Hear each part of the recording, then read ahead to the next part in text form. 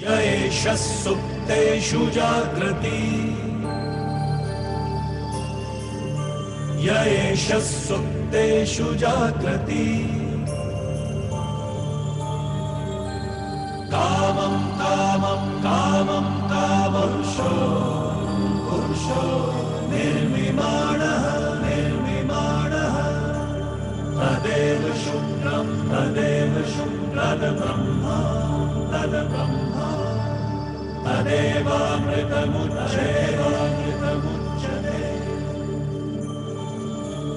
तस्मिन् लोकः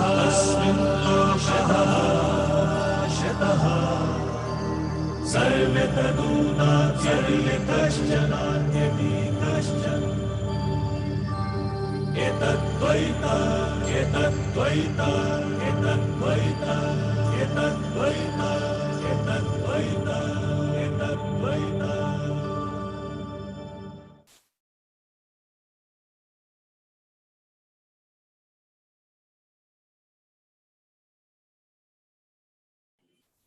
Hi Ajay. Hello Mahesh. Happy Chartered Accountants Day. Happy Chartered Accountants Day to you and everybody who's online. Yes, Clifford. Yes, good evening. Seems to be like sitting in Goa.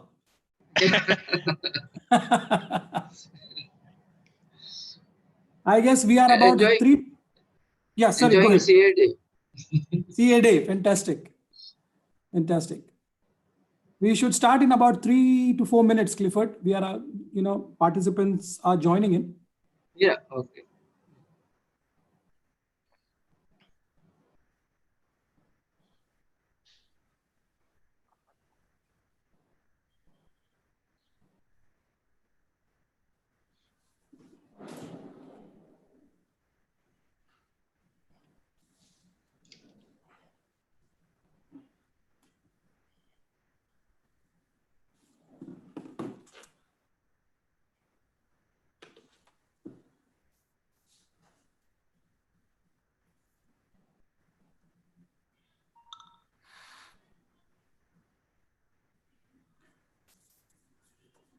Our technical support director might be listening to us, so we can also say hi to Ajit Bhai from Convex if he's listening. Hi, Mahesh ji. Happy Chartered Accountants Foundation Day. Thank you. Thank Good you, Ajit evening, Bhai. Ajit. Sorry? Good evening. Good evening. So, Hi, just like Mastan Bhai has become an integral part of our events, Ajit Bhai is also becoming an integral part of our events, supporting us in the best possible way in terms of using technology to the most. Thank you very much. So if we had a conferred CH option, we would have given. Okay. All right. Okay. Thank you. I'm just going to mute my side. Yeah, I can see participants joining quick and fast. So just give a few more minutes, I guess. For some reasons, most of the participants are shy today.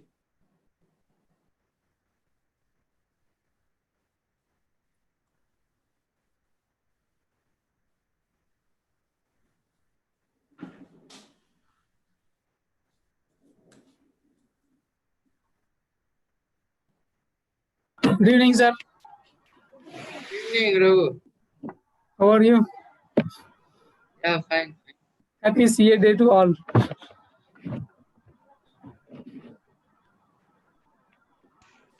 Happy CA Day, Raghu and everybody. Thank you, sir. Happy CA day to everyone. Can you hear me? Or I'm talking myself? No, we can hear. Okay. Magesh is silent. Raghu, when you come, I prefer to be silent because the more I open my mouth, the more you will have, points against me. So I prefer just to, hear you out. No, sir. And communicate through WhatsApp. No, we need to conquer new frontiers. Yes, sir. Mute off. Mute for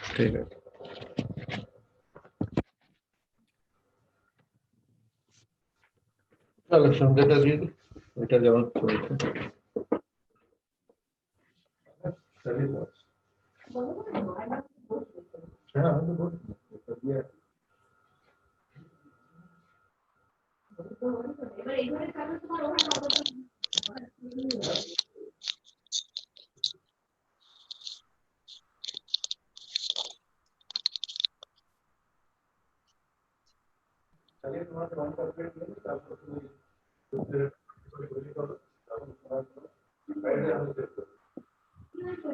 আমি কিছু করবো না কালকে সব ফ্রাইডেই হবে আমি কিছু করছি সময় ফ্রাইডে বলছি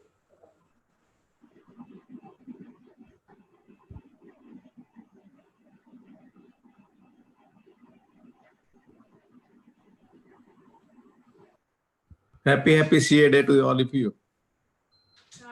Yes, sir. Thank you.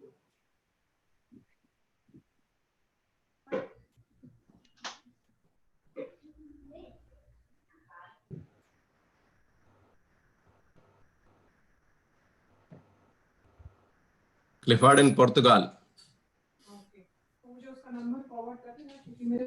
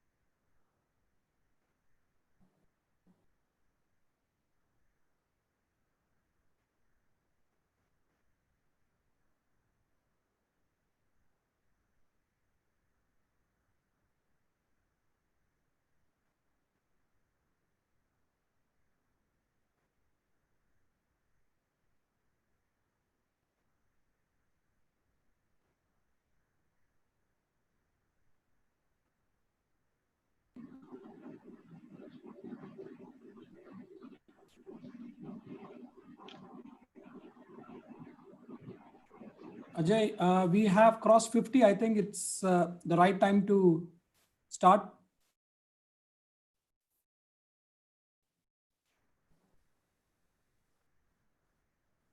Just a couple of minutes more, and with 6:50 we will start. Okay.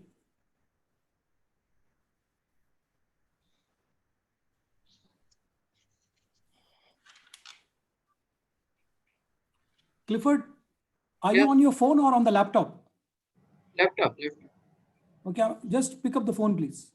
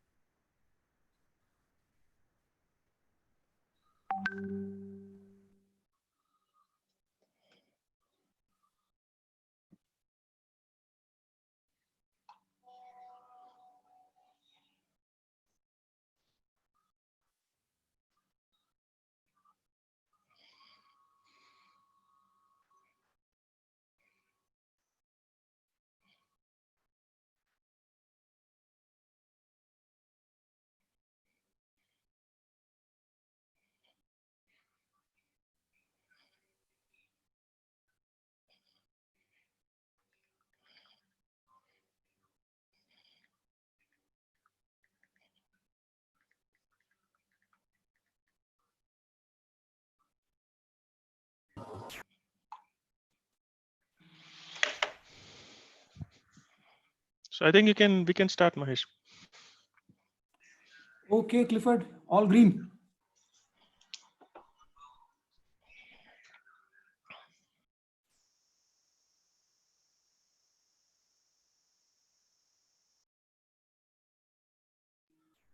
Clifford, unmute. Clifford, you're on mute, yeah. Change the spotlight, please.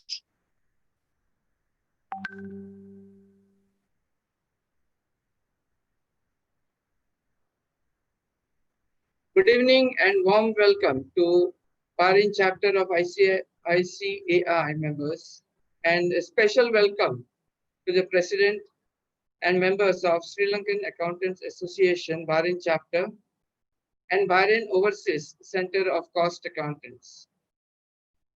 Dear friends, achieve big in life. Always dream big and work hard to get there. I, CA Clifford D'Souza, Treasurer-elect for the next term of Bahrain chapter of ICAI, will be the MC for today's event.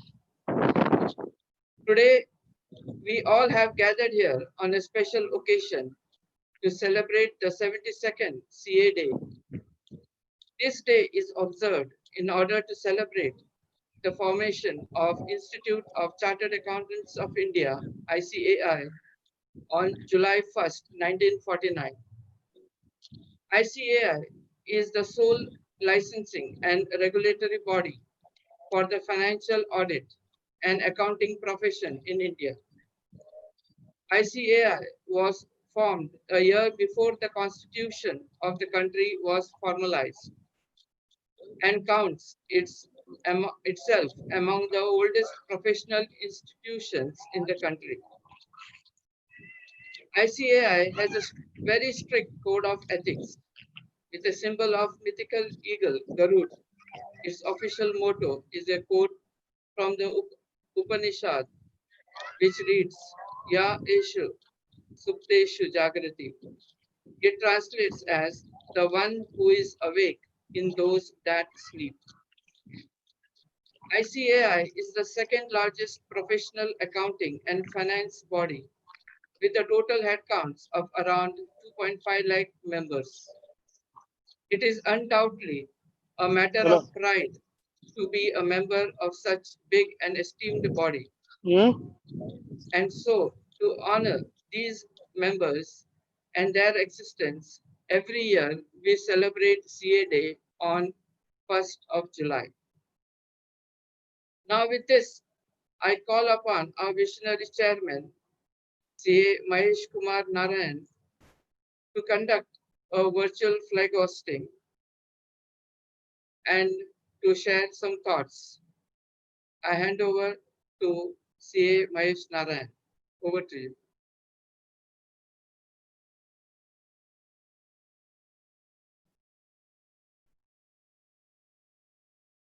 Thank you, Clifford, for the wonderful introduction and setting the ball rolling for the CP event and the CA Day celebration. I would request our technical support colleague Ajit to take over the charge of the virtual flag hoisting to be done, followed by the chairperson's address.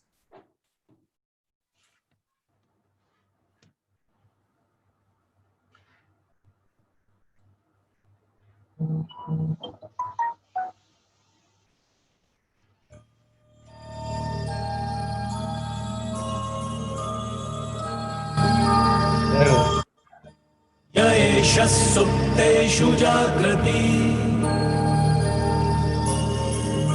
य एषः सुप्तेषु जाग्रति कामं कामं कामं कामपुरुषो पुरुषो निर्मिमाणः निर्मिमाणः तदेव शुक्रं तद्ब्रह्मा तद्ब्रह्मा तदेवामृतमुच्यते तस्मिन् लोकः शतः सर्वे तदूनाद्यैकश्चनाद्यपि कश्चन एतद्वैता एतद्वैता एतद्वैता एतद्वैता एतद्वैता एतद्वैता.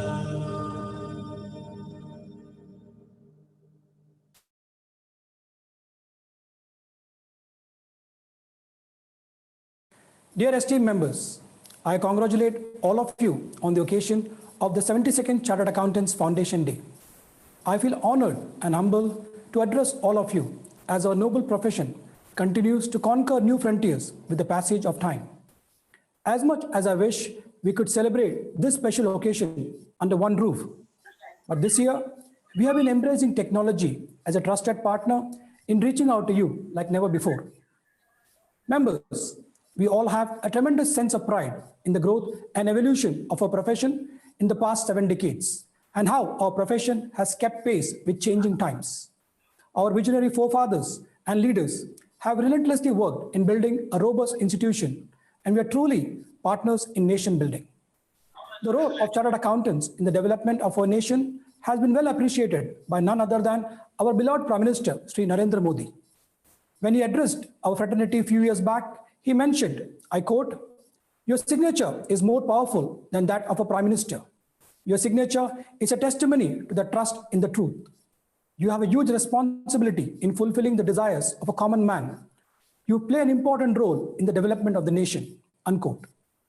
As ambassadors of the world's second largest accounting body, we who are based out of India have an added responsibility to contribute to the growth and welfare of the country, which we call our second home. The citizens, the businesses, the institutions place a heavy reliance on our work, and as principal professionals, we have to always strive to maintain the trust they have on us through diligent application of our professional knowledge and acumen. Performing our duties with the highest levels of integrity, independence, and ethics should always be our guiding factors. In the words of India's first president, late Sri Rajendra Prasad, in attaining our ideals, our means should be as pure as the end. Let us uphold this value in every aspect of our work. We are now midway into 2020, and it would not be an exaggeration to say that this has been the most challenging 6 months ever in the past several decades. I take this opportunity to extend our gratitude to the frontline health workers and volunteers who have been selflessly working to save humanity. Today also happens to be Doctors' Day, and we salute them for their service to us. I extend our best wishes to the ICAI leadership in India and to our professional colleagues and students all over the globe on this very important day. Let us all work together to keep the ICAI flag flying very high at all times and serve our profession in the best possible way with utmost transparency and commitment. Stay safe. Have a great day.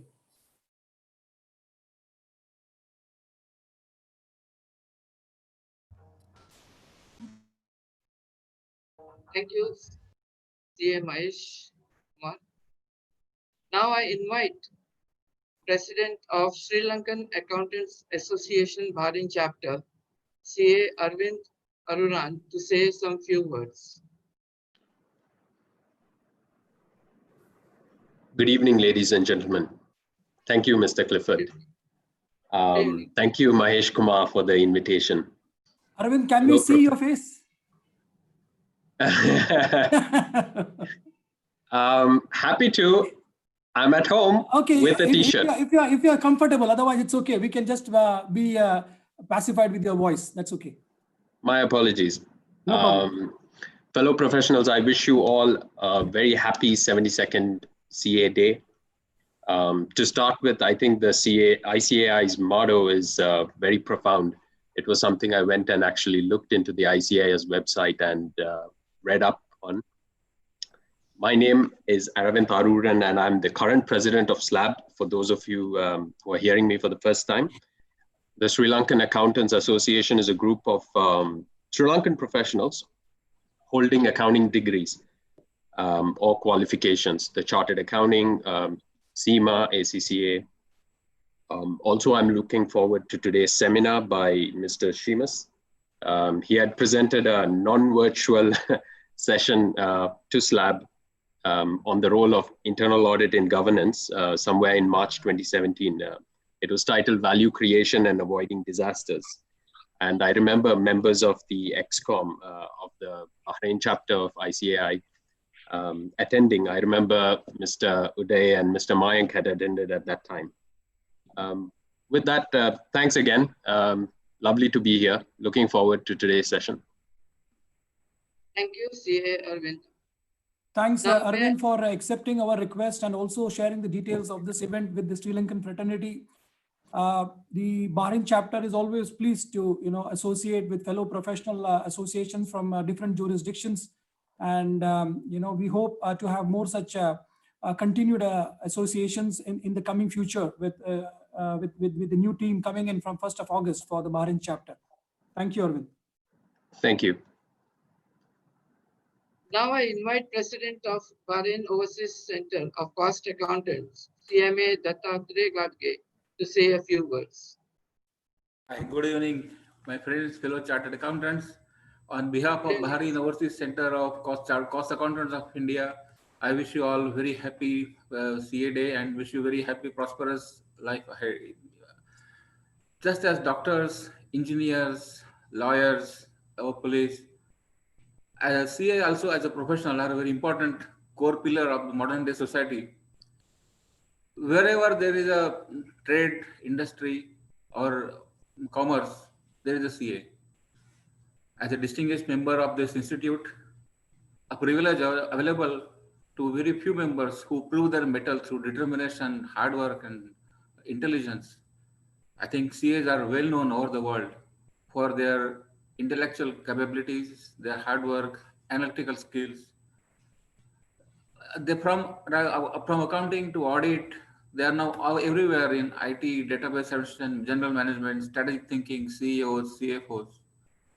A great salute to all CA members, because with their hard work, they have really proven their name world over. Look any country and they're at top. Being a CMA, I have always been associated with CAs all over my professional life, either as my seniors or my subordinates. And I have continuously enjoyed their association with CA for their knowledge and expertise they bring. In Bahrain, our CMA chapter has always been great association with Bahrain CA chapter, and we have always received their support in terms of membership support, financial sponsorships, or even speakers. Without their support, I don't think we would have been able to reach the stage in this island. Once again, I take this opportunity to wish all the members of CA, students, and their families a very happy, success, prosperous professional life ahead. And I wish all the best for this event. Back to you. Thank you. CMA Gadge sir, thank you for your kind words and generous appreciation. And of course, there is no doubt that both the Bahrain chapter and the CMA chapter in Bahrain have been working together on many events in the past, and we still continue to have the association. Despite the fact that we don't do any physical events in the last 6 months, we are happy that we could invite you for this session and you graciously accepted our invitation. And we'll always continue to strive in supporting the CMA association in the best way possible.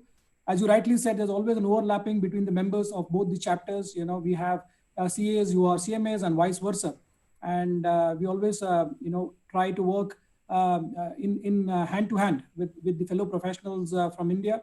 And we sincerely hope to have, excellent working relationships in the coming future, and wishing you all the very best. Thank you, sir. Thank you, CMA Gadge. Dear members, before we start our technical session, if you have any questions, you can send in the chat box. And if the time permits, we will take the question at the end of the session. Thank you. And I just want to add that, the CA Day celebrations have not concluded. There will be a virtual cake cutting. The cake is real, but of course, you can only see it through the Zoom. We will download it. Yeah. So, we have just a couple of minutes as the speaker is joining us from United Kingdom. We have a few of our past chairpersons of the Bahrain chapter who are online. Clifford, if you can, see if we have Uday, Kapil sir, any of them online, just for them to give a minute to share their thoughts on the CA Day.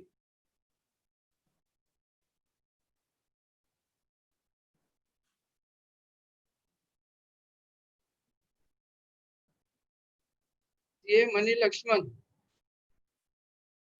can you give us some thoughts about CA Day?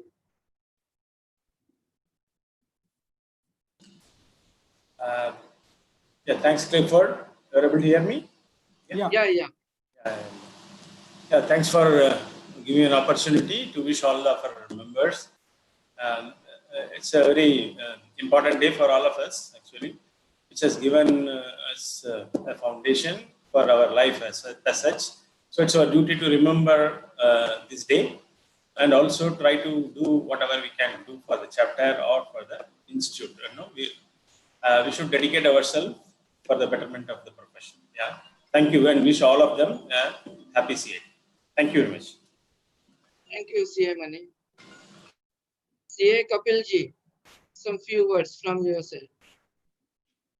Good evening, all, and a very, very happy CA Day, CA Foundation Day to all of you. Same to you. I have always been a proud member of CA fraternity, and I have always displayed it publicly, because one thing which has given us a career, irrespective of how so many ever qualifications we have, the foundation of our career was CA, which landed us our first job and helped build us our career. So we should always be grateful to this coveted designation, and we should always preserve the code of ethics which is associated with it, and wish you best of luck forever and ever and ever. Thank you. Thank you, Kapil Kapil. sir, thank you very much. I would also like to take the honor of calling upon our Vice Chairperson, CA Sandeep Shah, if he's on the link to, yes, CA Sandeep. Thank you, Mahesh. On the occasion of CA Day, I would like to wish all our members, all our guests a very happy CA Day. Thank you. Over to you.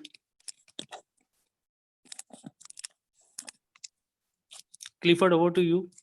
Yeah. Clifford, We'll we start. have Uday Shanbag. CA Uday ji, a few words from you.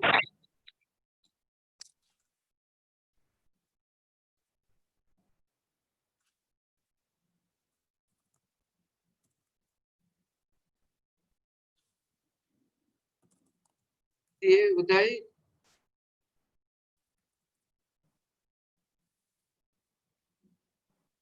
CA Raghu Iyer, a few words from you. I think our past chairperson, CA Shaukat, is also online. So Yeah. we can probably ask Shaukat ji to have a word. CA Shaukat ji, can you say some few words on CA Day?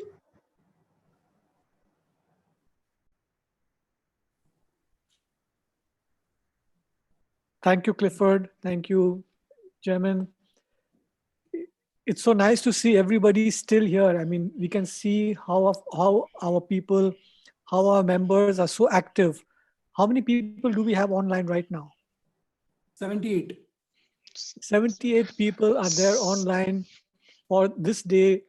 I think all of us recognize the value we have from this designation, from this fraternity, the learning that we have from each other, and the networking possibilities that we come across with each other.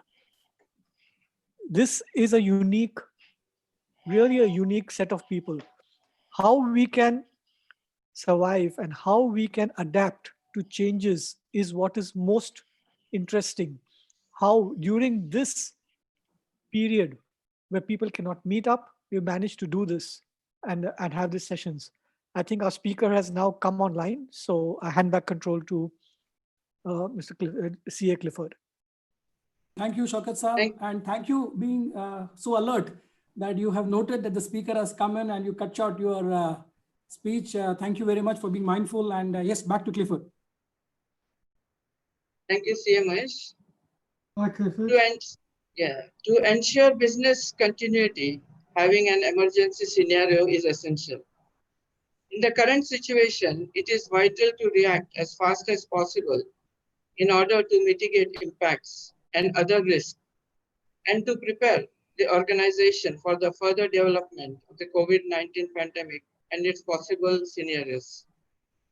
Today, we have with us an energetic and dynamic speaker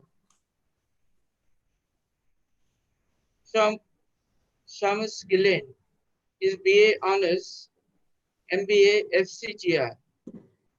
Shamus started his career in the UK government, entering Whitehall as a civil servant and eventually becoming private secretary to our cabinet ministers, John Gummer, MP, UK Secretary of State for the Environment, and then private secretary to John Prescott, MP, UK Deputy Prime Minister.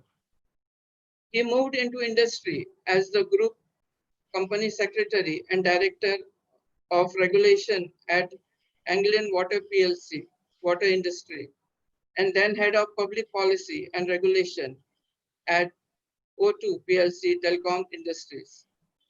He became policy director at the Institute of Chartered Secretaries and Administrators, ICSA, now known as the Chartered Governance Institute, CGI, where he authored a number of influential publications, including CGI's guidance on boardroom behaviors and the UK Financial Reporting Council's guidance on boardroom effectiveness. He was responsible for the production of CGI's technical output, including its best practice guidance notes on boards and directors.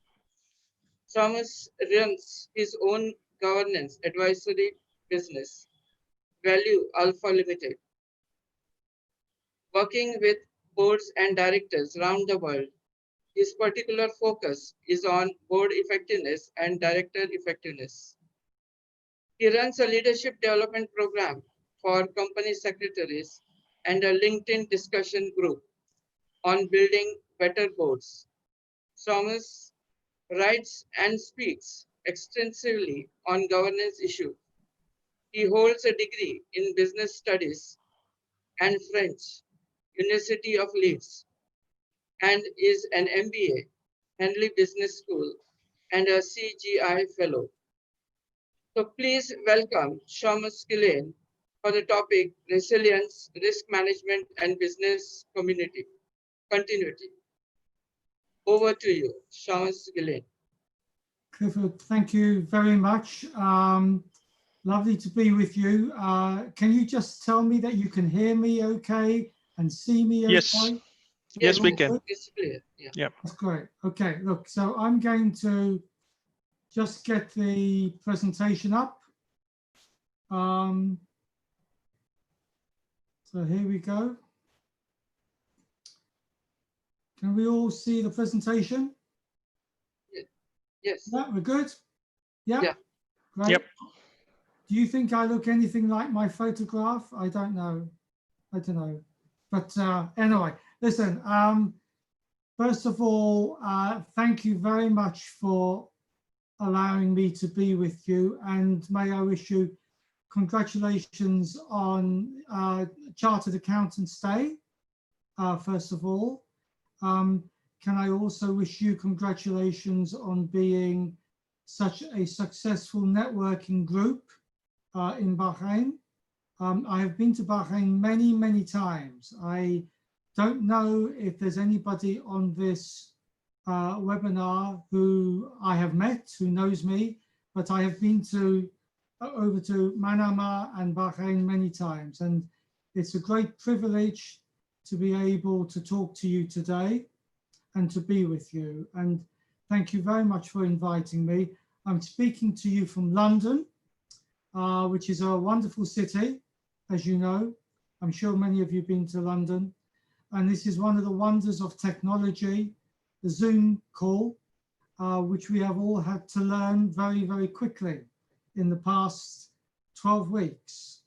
And if it weren't for Zoom and Teams and WebEx and all the other technology platforms, we wouldn't be able to do this. And I think the speaker just before Clifford was making that point that what do you need to do to keep working as a network, to keep on going? And these webinars are a vital part of what we can all do together to build our networks and to keep our networks going.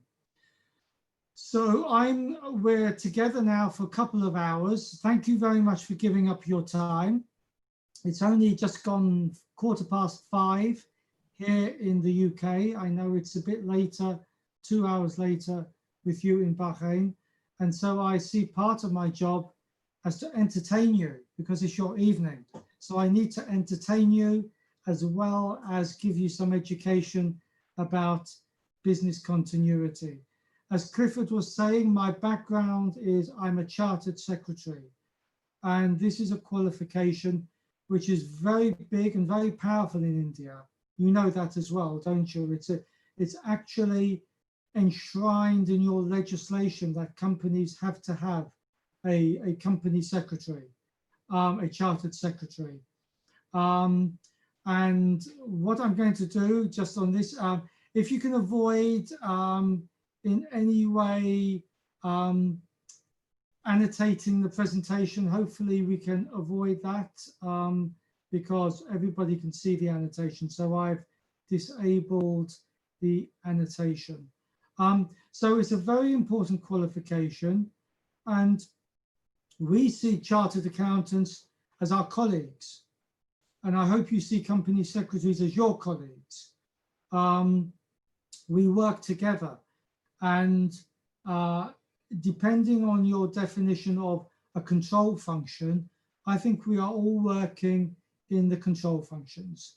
Finance, COSEC, legal, business continuity, risk management, compliance. These are all parts of the control function within any well-run organization. So we have a lot in common. So I hope a lot of what I have to say is issues which you are going to understand.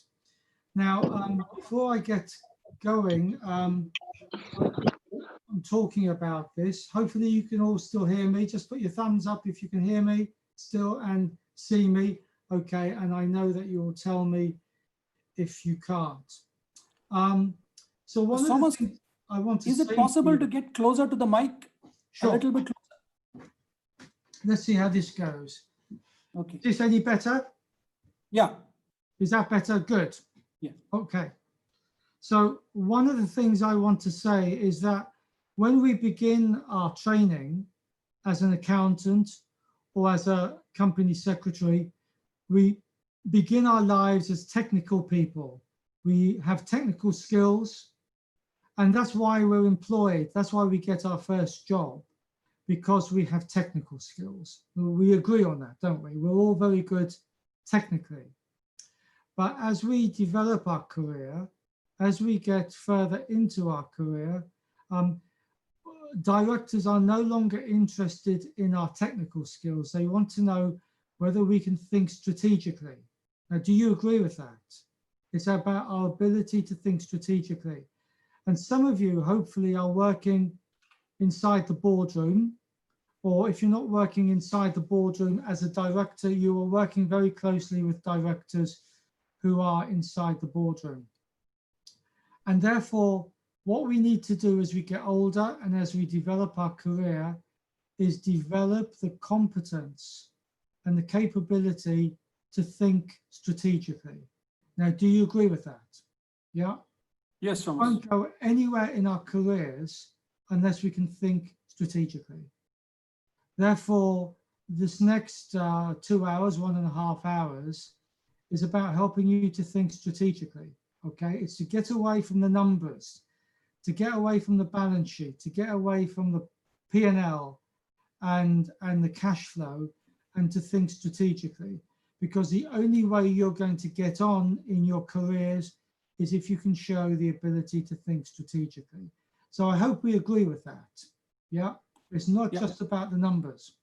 It stops being about the numbers as we get older. It's more about strategic issues. So I'm going to be talking to you this evening about a very big strategic issue, which is resilience, risk management, and business continuity. Okay, and so let me just get cracking on the slides just to make sure that they do work. So, yeah. Now, let me see. What I'm going to do, because this is marked, so I have disabled people annotating on the presentation.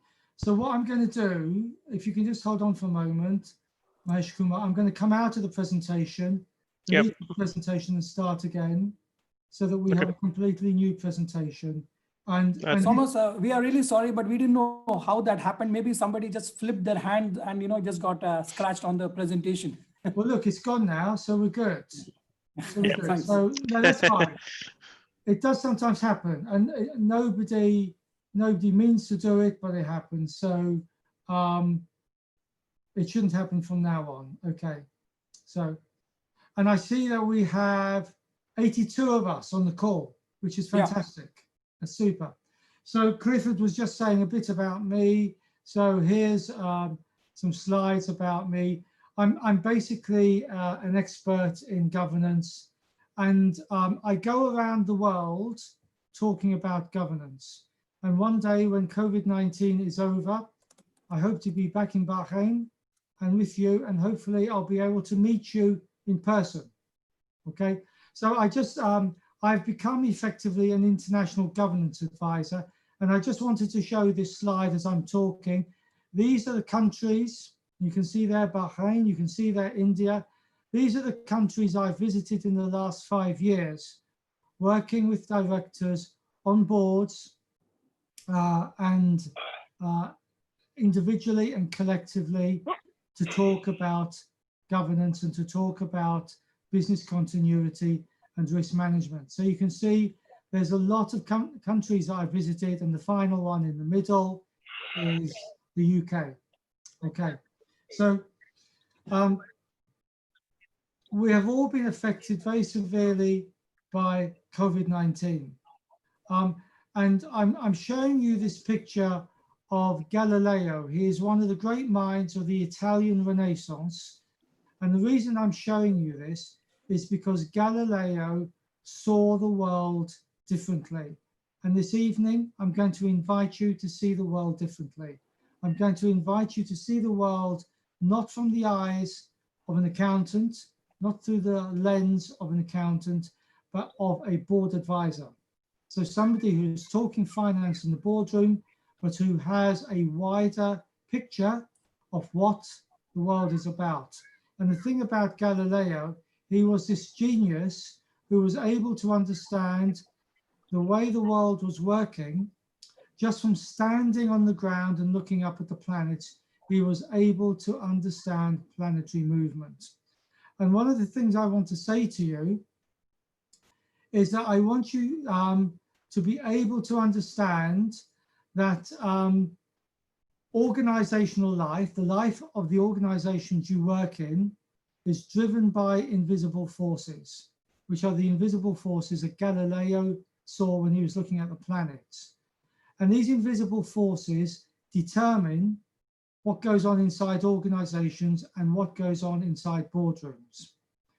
And one of the points I want to put to you in the second bullet point is that the inconvenient truth for all of us is that when we understand these invisible forces that drive organizational behavior, we need to put proper systems of governance into place in order to ensure that the organization has a sustainable future. So all of you, including me, have a responsibility based on our duty to serve the interests of the organization for which we work, to put those high quality systems of governance into place to deliver our desired organizational outcome. Because then we can begin to achieve our purpose as high quality professionals to grow the value of the organizations for which we work. So I'm just saying here that these are important principles, and I'm going to ask you to think of organizational life from the point of view of the organization in which we work, and to think about Galileo and seeing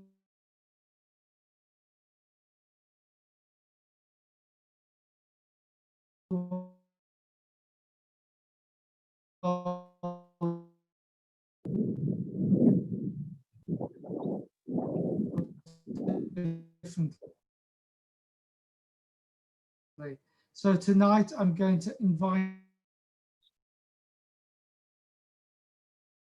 to see the world differently.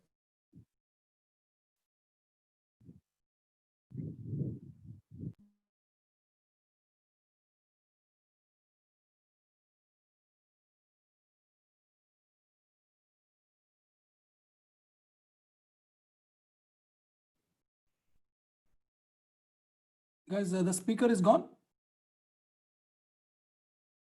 Yes, yes, got disconnected. Yeah. Apologies for that technical disruption. So as part of that, Mahesh, are you ready to do the business continuity? So I think he's trying to join. He's sending me a message. Let me just. No, I'm here. Okay, so we lost you. We lost you in about last 2-3 minutes. Yeah, well, that's what happens, and that's what it's about. It's about business continuity. Okay, we're back in. Yeah, you can see the presentation. Yeah. Okay, yes. Can you see that? Yeah. Okay, good. So I'm inviting you to think about this from a different lens, not simply from the lens of an accountant. Okay, so we're going to be talking about business continuity, risk management, and business resilience this evening. Okay, so the question I was asking you, obviously you're all working with boards, and some of you are very senior people. And the question I'm asking you is what is a board there to do? Can you tell me what a board is there to do? If any of you know the answer, just unmute yourself and tell me what you think a board is there to do, because you're all working with boards, aren't you? So can any of you tell me what you think a board is supposed to do? Very important question. Any idea?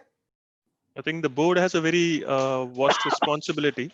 So they are appointed by the shareholders to represent their interests, as well as undertake the guidance and the direction for the day-to-day running of the company. Set the precedents, set the framework within which the management of the company should work, including all the governance principles, the strategic direction, controls. I think, yeah, I mean, basically the right running of the company. Yeah, that's a great answer. So if we just go on to the next slide, we could see that the word governance comes from the Greek, which is the person directing or steering the ship. Okay. It also comes from Latin, from governare, to govern, where it's the person steering and directing the ship. Now, in that context, boards are the only form of governance that we have got in the world. Okay, all governance takes the form of boards. Okay, we live in the world of capitalism, and there's only a few communist countries left in the world, but mainly we are living in the world of capitalism. And in the world of capitalism, the only form of governance is the board form of governance. Okay, and there we're talking about boards providing direction and control. So in response to your answer about what our board's supposed to do, you gave me a load of answers, and they're all great answers. But the most important thing that a board is there to do is actually to take decisions. A board is there to take decisions. A board is there to take decisions about strategy, about risk, about ethics, about compliance, about oversight of the management, and all of those kinds of issues. So that's the main purpose of a board, is to take decisions. And decisions about what? Well, the ultimate purpose of an organization. Can any of you tell me what the ultimate purpose of an organization is? Can any of you tell me that? Come off mute if any of you can think of this. These are vitally important questions. What is the ultimate purpose of an organization? Do any of you know the answer to that?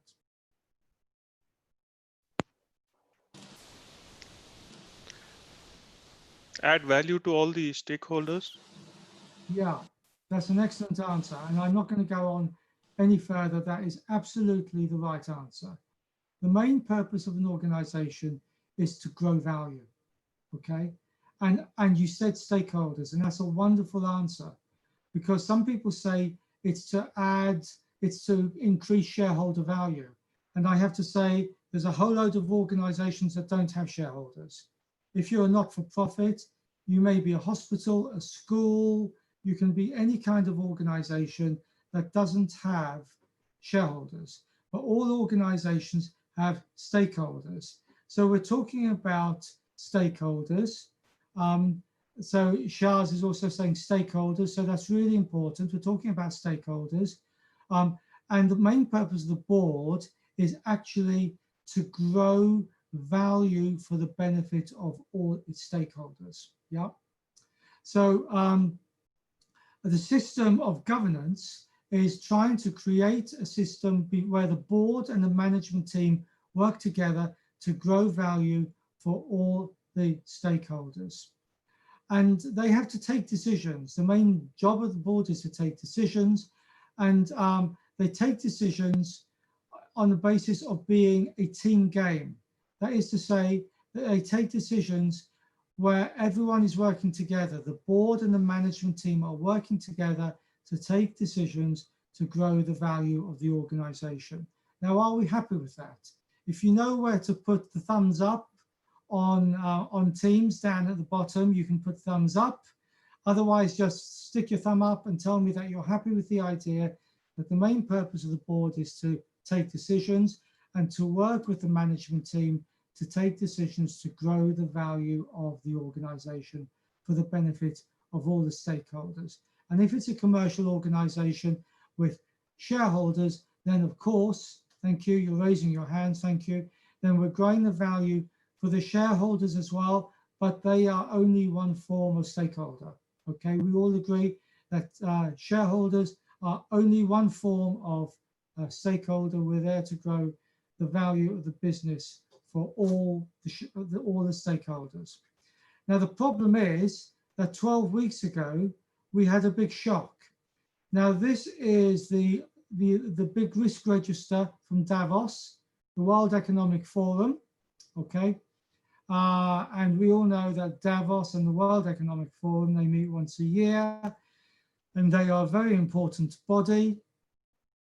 And this is the risk register from the World Economic Forum. And here you can see that the biggest risks every year that the organization identifies are around climate change, extreme weather conditions, biodiversity loss, natural disasters. If you look on the top left-hand quadrant of that risk matrix, you will see infectious diseases. Can you see infectious diseases? Now that is COVID-19.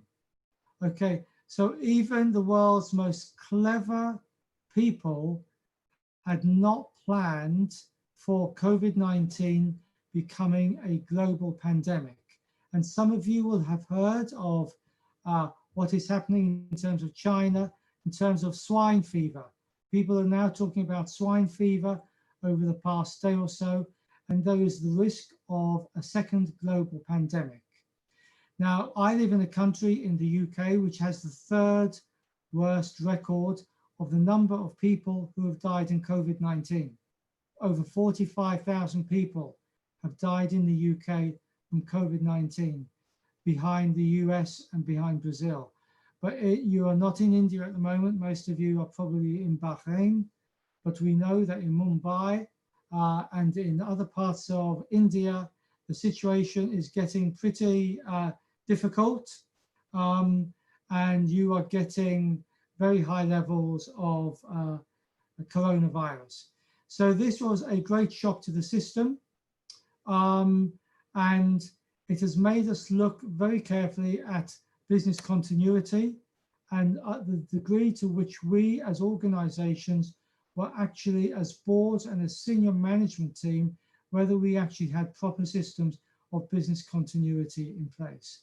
And I think the answer is that we probably didn't have proper systems of business continuity in place. And I want to go on and show you what we are talking about in terms of business continuity, okay?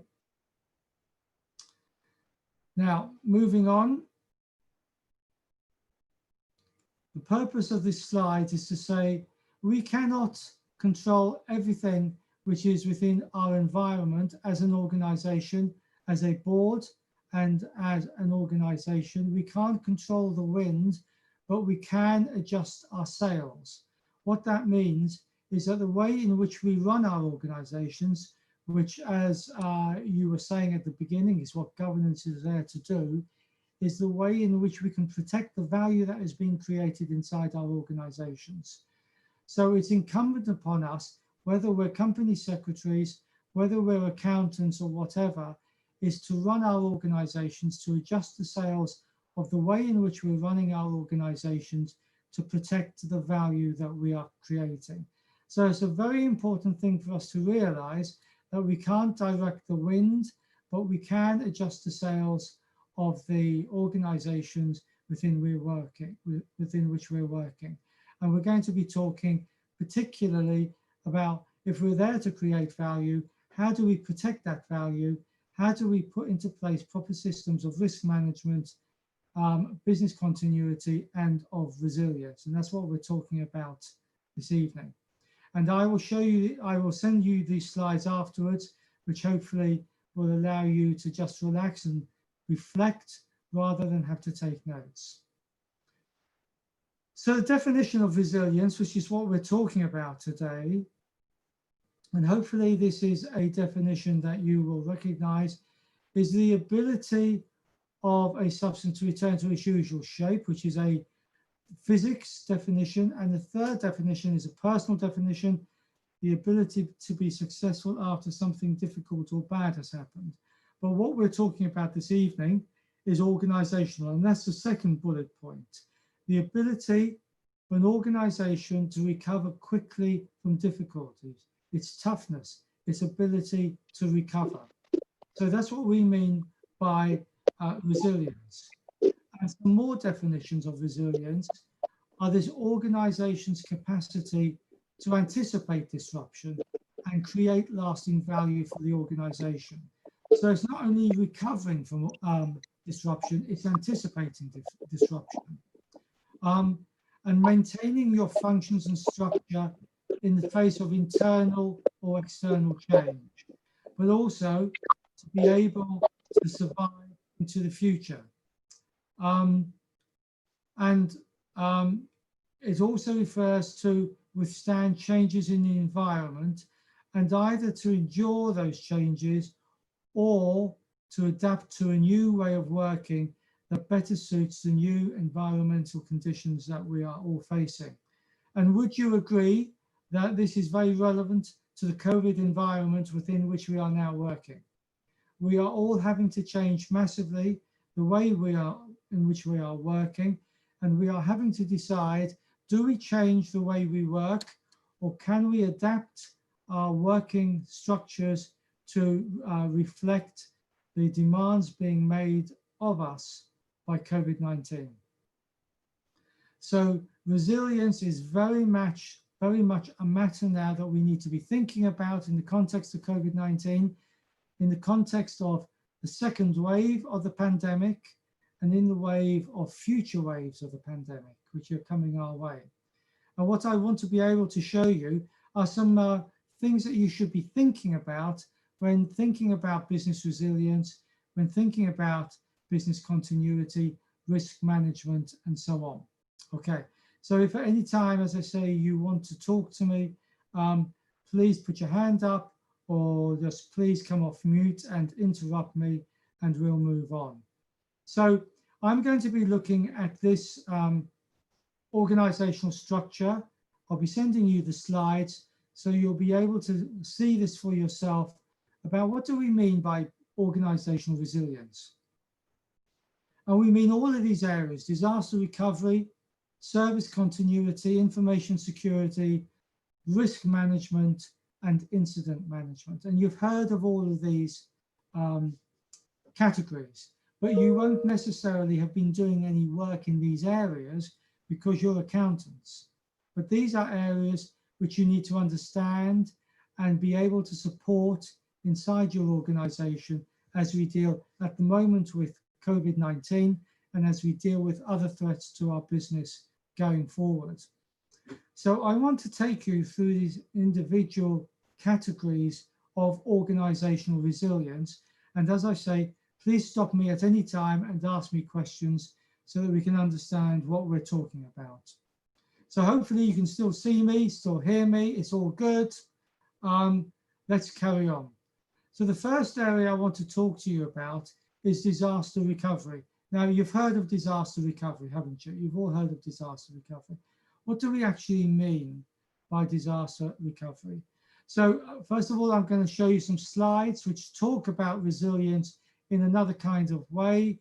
This is from the International Consortium of Organizational Resilience, which is a slide showing you, if you're at board level or near board level, the kind of areas you should be thinking about. And here's another slide which puts resilience into a different format where you as an organization are seeking continual improvement, but you are seeking within that model of continual improvement, operational resilience, supply chain resilience, and information resilience. So one of the things we saw with COVID-19 was it ruptured international supply chains in a very disruptive way. Now, please put your hand up or just say something to me if you want to, if you are able to confirm that your supply chains were significantly affected by the arrival of COVID-19. Did some of you see that in some of your businesses, that your supply chains were cut off? Some of you had supply chains in China. Some of you will have had supply chains in India, your home country, and other parts of the world, and they were cut off. So this is one of the ways in which we can think about business resilience. The diagram I particularly like is this one. And as I say, I'll be sending you the slides, but these are the kind of discussions you need to be having at senior management team level, at ExCo level, ExCom level, and at board level about, do we have the required business resilience inside the organization? And these are some of the categories you need to be looking at to see whether you have the resilience here now and whether you have the resilience ready for the second wave of the pandemic. So this is a nice diagram.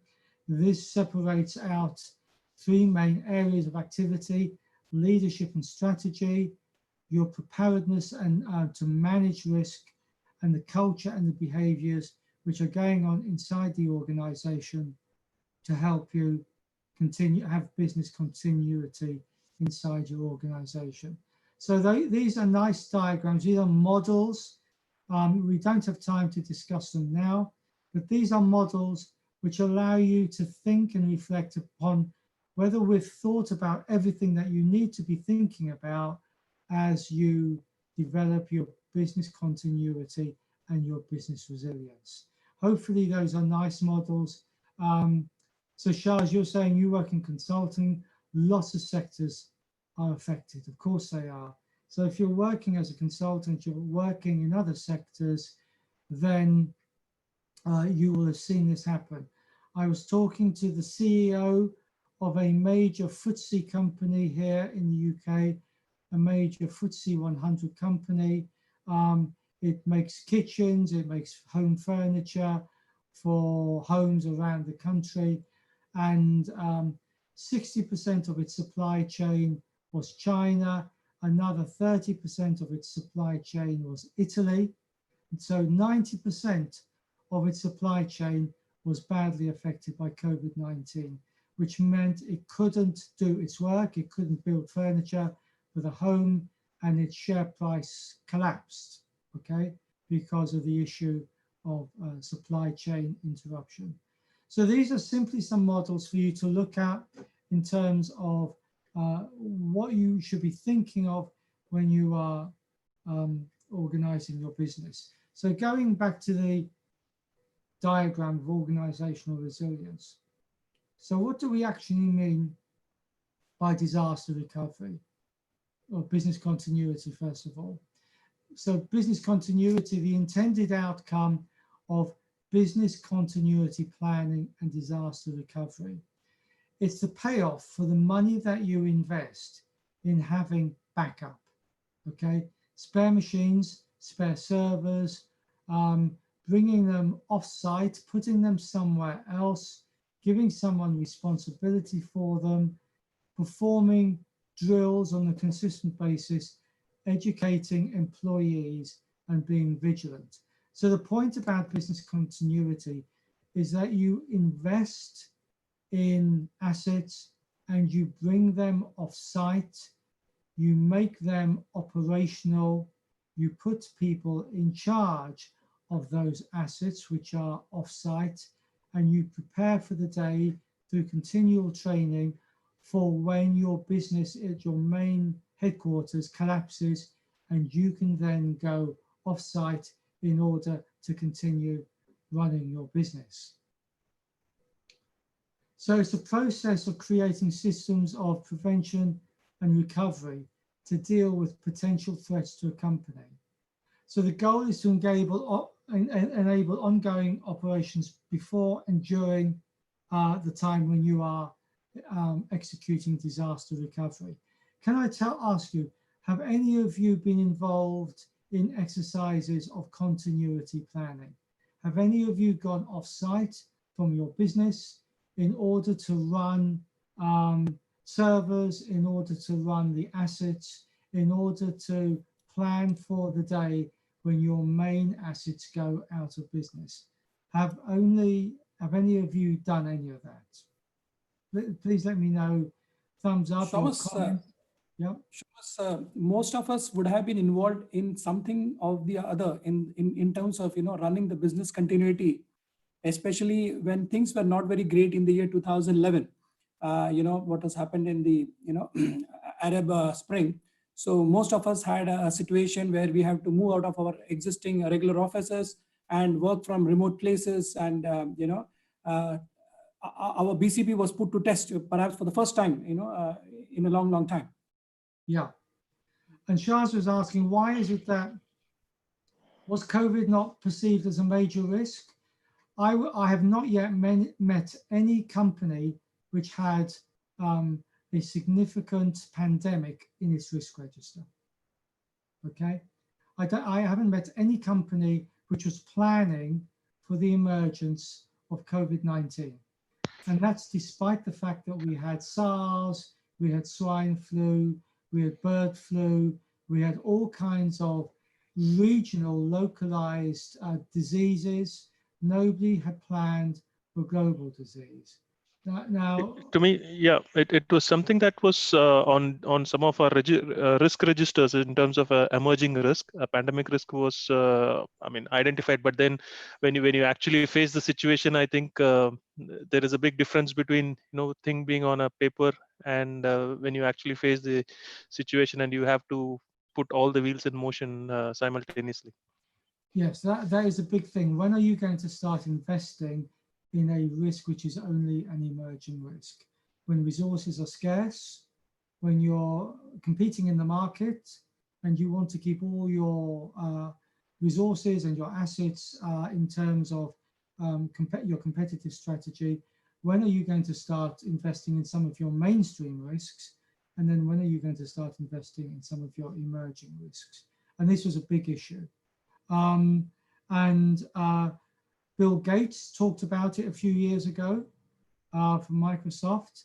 Barack Obama, the former president of the US, talked about pandemics a few years ago, but nobody did anything about it. And one of the reasons we have suffered very badly in the UK is because we did not do this business continuity planning and this disaster recovery planning. So it will be a new risk for all boards to discuss. It should affect all stakeholders. And my prediction now is that we're going to have COVID-19 and disease on all risk registers going forward, because it has completely upset all our business continuity planning. Okay, so Raghavan, you're saying what Mani means as risk is not COVID, but the risk that supply source is limited to 2 countries. Well, that's absolutely the case. So we call it in English, you'll have heard it, putting all your eggs in one basket. if your supply chain, if you're getting all your supplies from, for the most part, China, and for the most part, Italy, and you've got all your eggs in those two baskets, and then those two other, at that point in time, the two worst affected countries in the world, then of course, that is pretty poor risk management. But who ever saw this problem that China would not be able to provide? Okay, everyone knows that China is the main provider of supply chain materials into the world. And if you can't get supplies from one company in China, you simply go to another company in China. Nobody actually saw the whole country coming off the supply chain line of business continuity. So these are things which are making us think about business continuity and supply chain for the first time ever.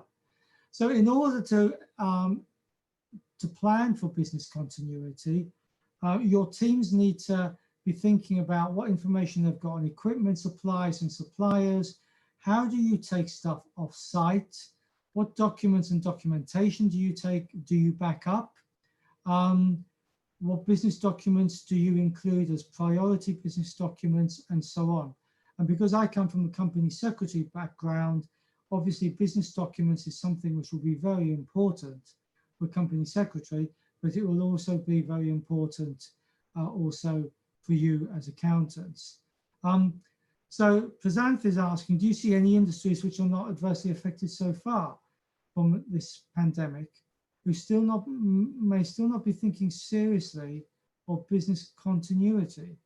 Well, look, Prasanth, I think that's a really interesting question, because we know that a lot of companies have actually benefited big time during the virus. And for example, we know that the market capitalization of Zoom is now greater than the combined market cap of all the airlines in the US. Yeah. So if you were online, then you were fine. And if you weren't online, you had a problem.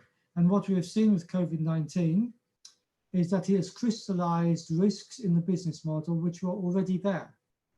But before COVID-19, the businesses were surviving.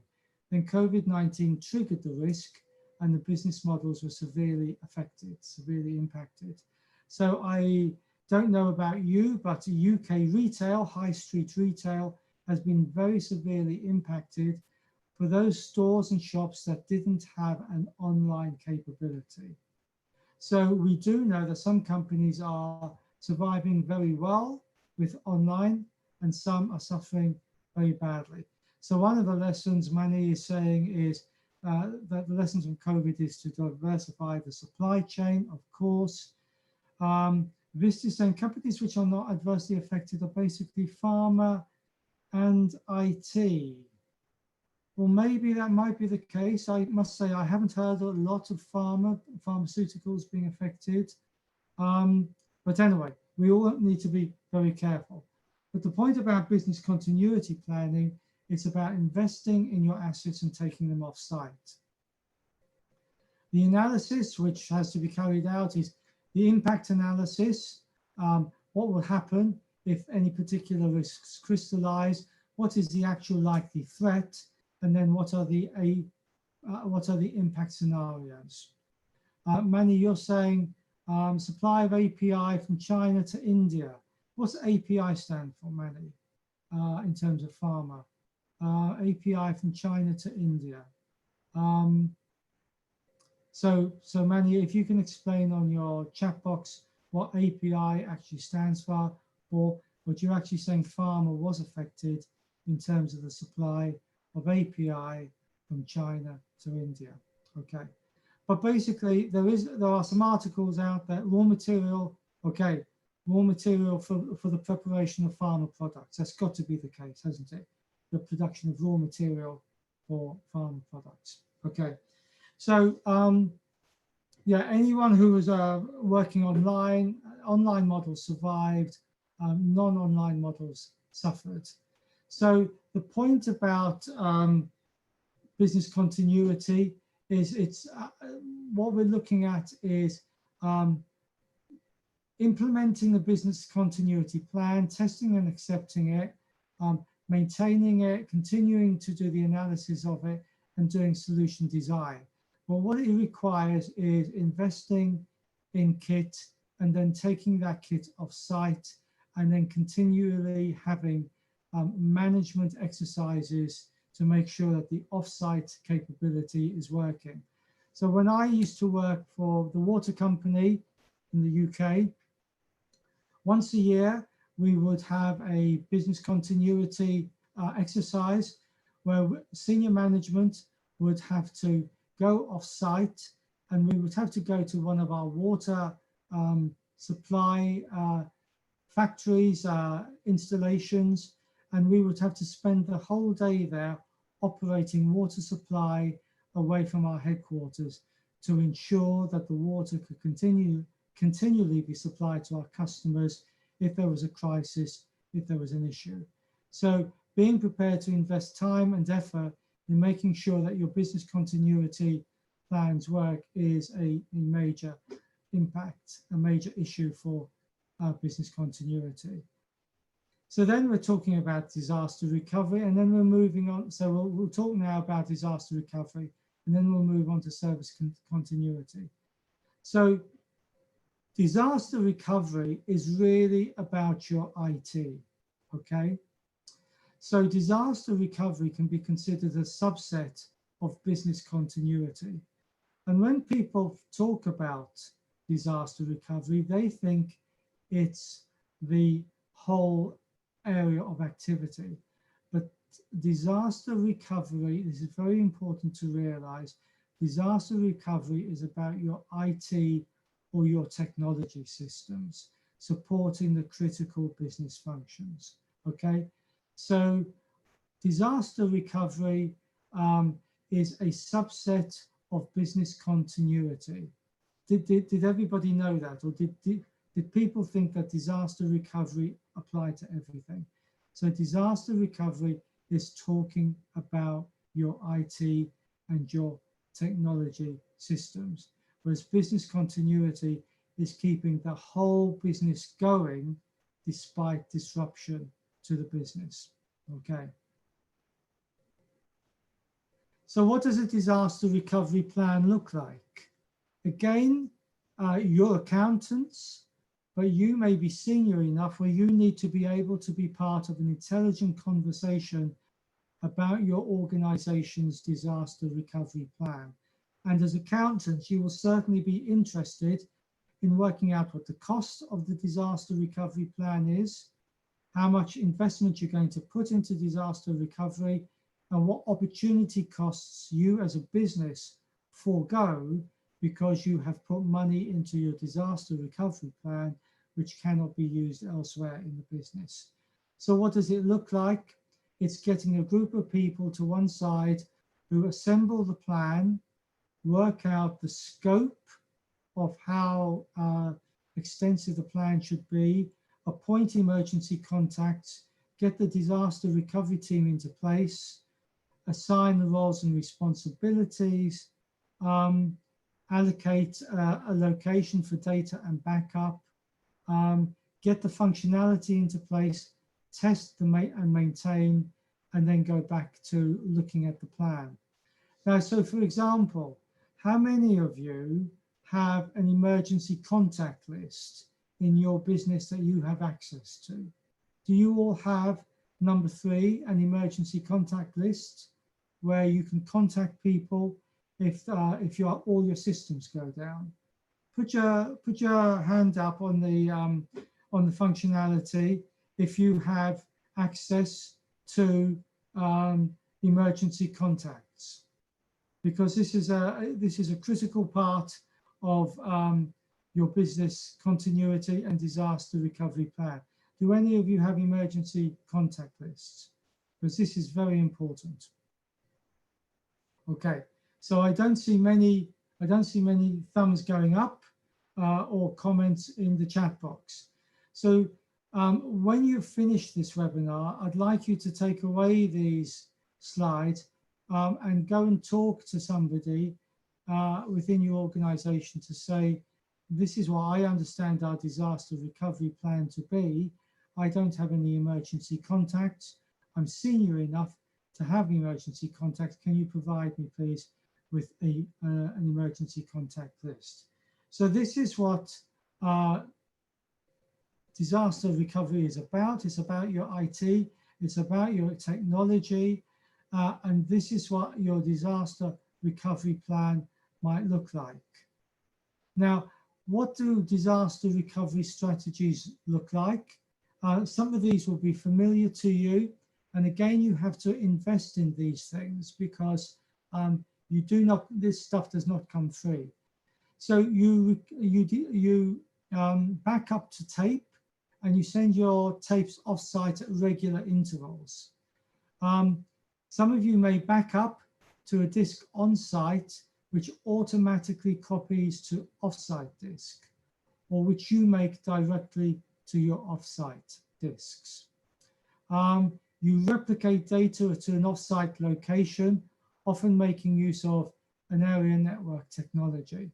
Now, all of you are using cloud, aren't you? So cloud is a major part of your disaster recovery strategies. If any of you are not using cloud, tell me, because even if you're not using cloud in your professional lives, to your knowledge, you are using cloud in your home life, your home IT life, aren't you? Are we all using cloud to back up all our data? If we have iPhones, yeah.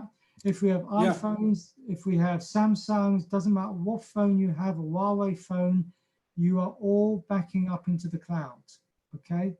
So a major solution to your disaster recovery is your backup to cloud and having enough data in the cloud to be able to be backing up on a regular basis.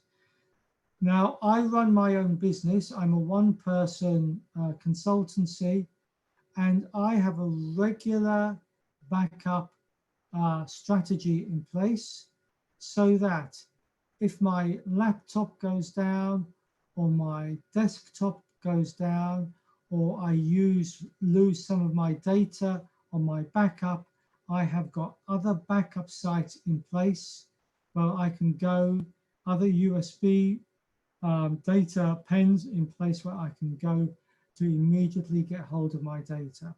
Because one of the things to say is that everything is about data.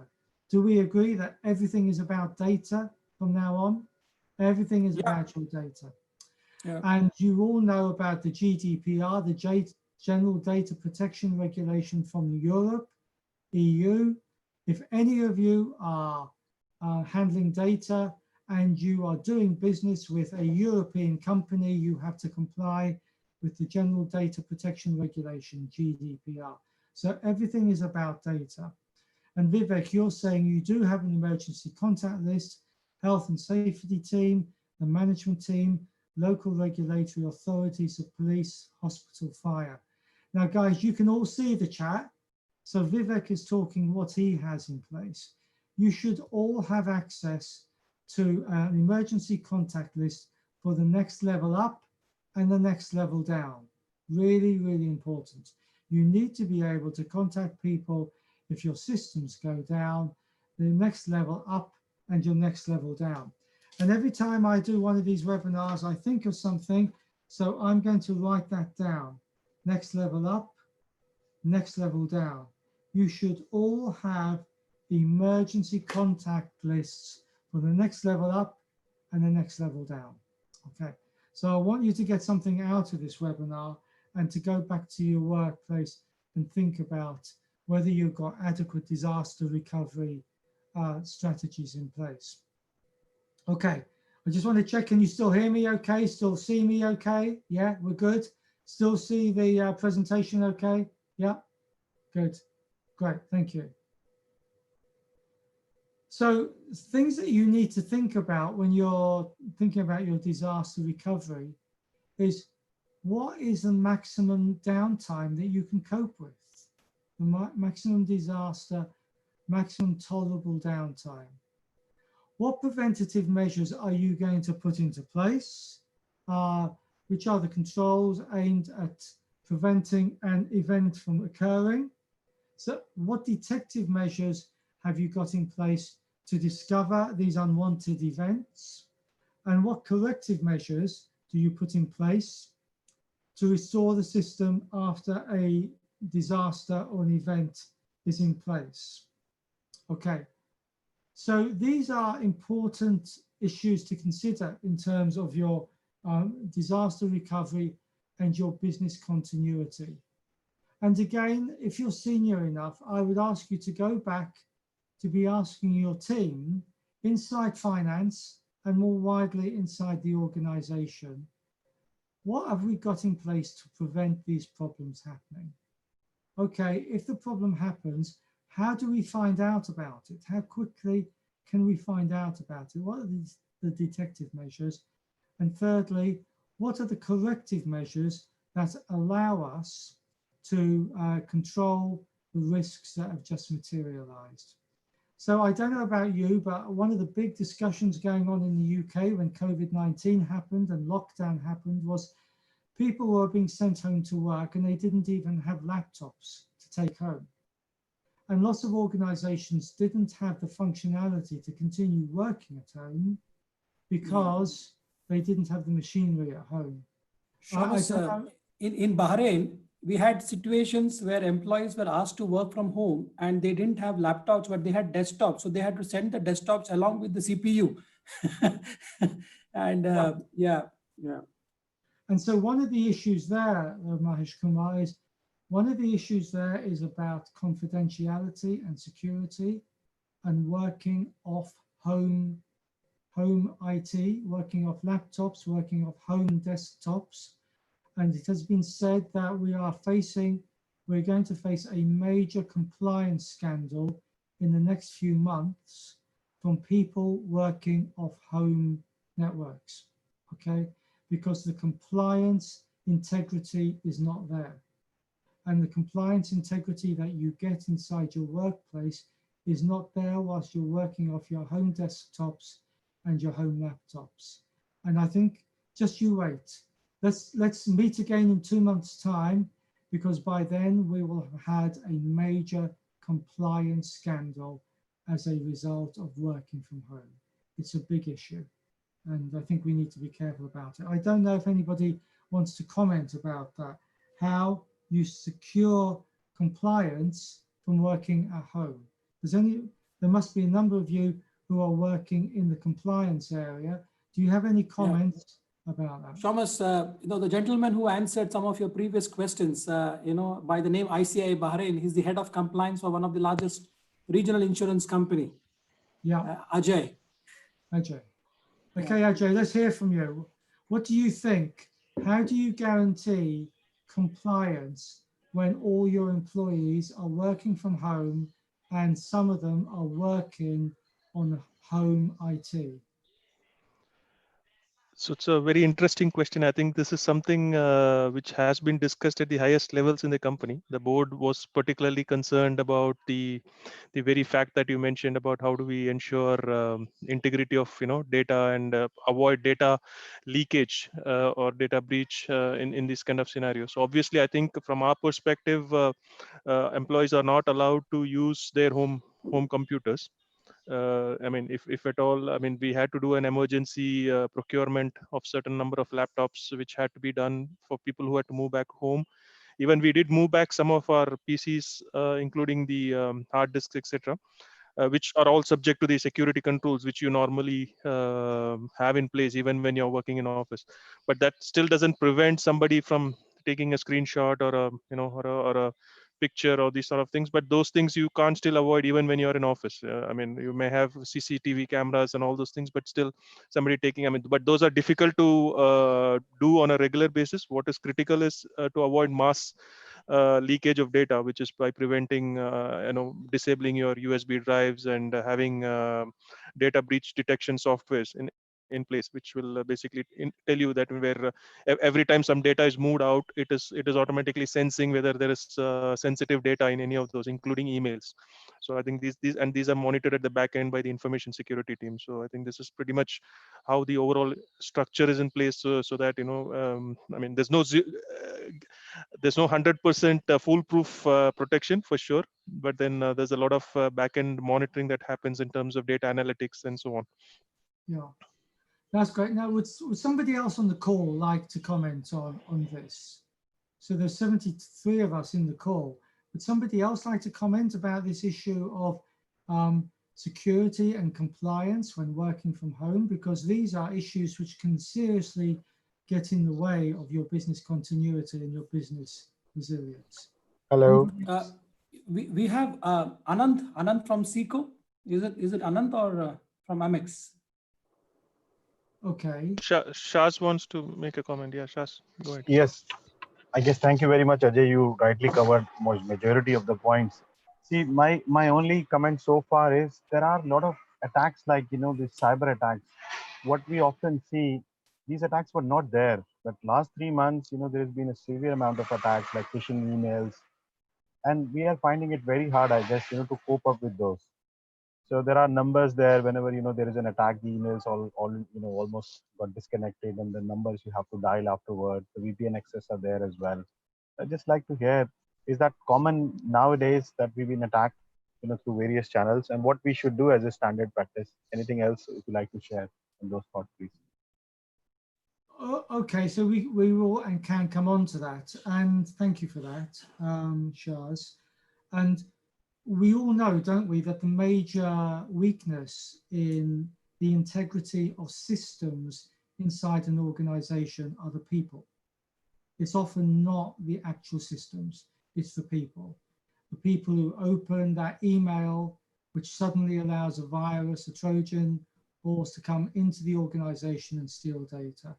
And it has been well established in terms of so many attacks that it's actually the biggest weakness inside an organization are the people themselves, which points to the importance of training, constant training in terms of business continuity and cyber alertness and so on. But the point I suppose I'd like to make is that sending an email normally is like sending an open letter. It's like sending a postcard. Anybody can hack it. Anybody can see it. And unless there are proper systems of control in place, then communicating outside of the security systems of the organization is extremely dangerous and will allow criminals in. And I think that when we're looking at business continuity in the context of COVID, in the context of compliance, in the context of working from home, I think that is a major issue which we ought to be thinking about. And it affects us all, as whether we're accountants, company secretaries, or whatever. Okay, so moving on, but these are the kind of things that we need to be thinking about: preventive measures, detective measures, corrective measures. And I was saying, and practice. And one of the things I was saying is I'm always backing up my data, because I cannot do my business without my data. And under GDPR, the General Data Protection Regulation from the EU, if I lose some of that data, I am in trouble. I am in big trouble. And if any of you are working inside a company which is doing business with the EU and you lose data, you are in big trouble. So that's something we need to think about. But moving on. So what are we looking at? So we're looking at service continuity.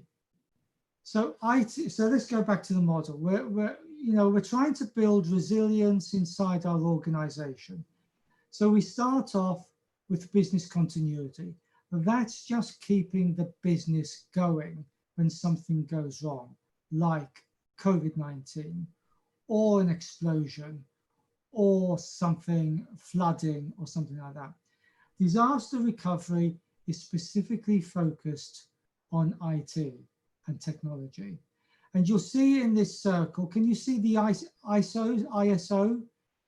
The reason this diagram has been constructed like this is that every single one of these areas is subject to an international standard, ISO, the International Standards Organization, an ISO. So the business continuity international standard was in 2012. Disaster recovery was in 2008. And service continuity, we have two, 2008 and 2013. And that gives us some idea of the importance of service continuity, that there are two international standards associated with trying to get service continuity under control. So going back, ITSC, IT service continuity, is a subset of business continuity. Okay, so disaster recovery is a subset of business continuity. Service continuity is a subset of business continuity.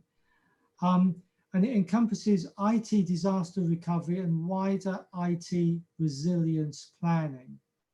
And it has a particular focus on communications such as telephony and data comms, okay? So we're going to get very specific here, but this is still important for you, it's important for me.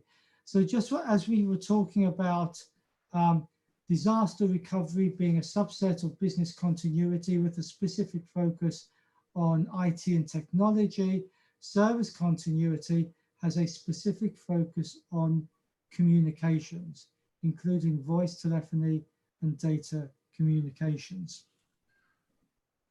What do we have to be thinking about here? We have to be thinking here about two really important concepts: recovery point and recovery time. Your recovery point objective, your IPO, and your recovery time objective, your RTO.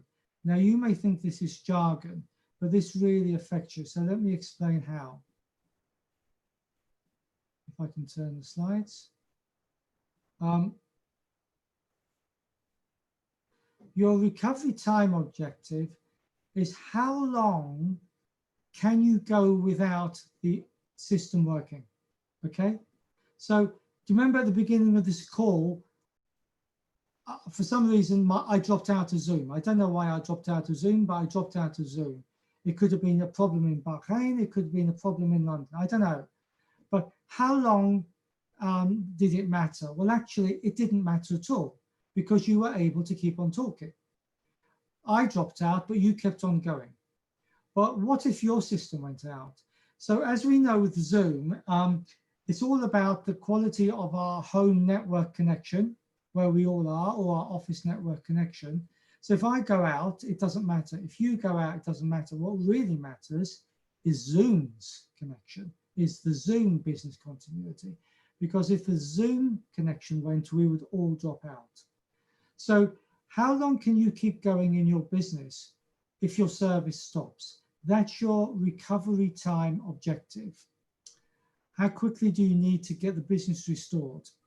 Your recovery point objective is how long can you get by with the data, without the data that you have lost?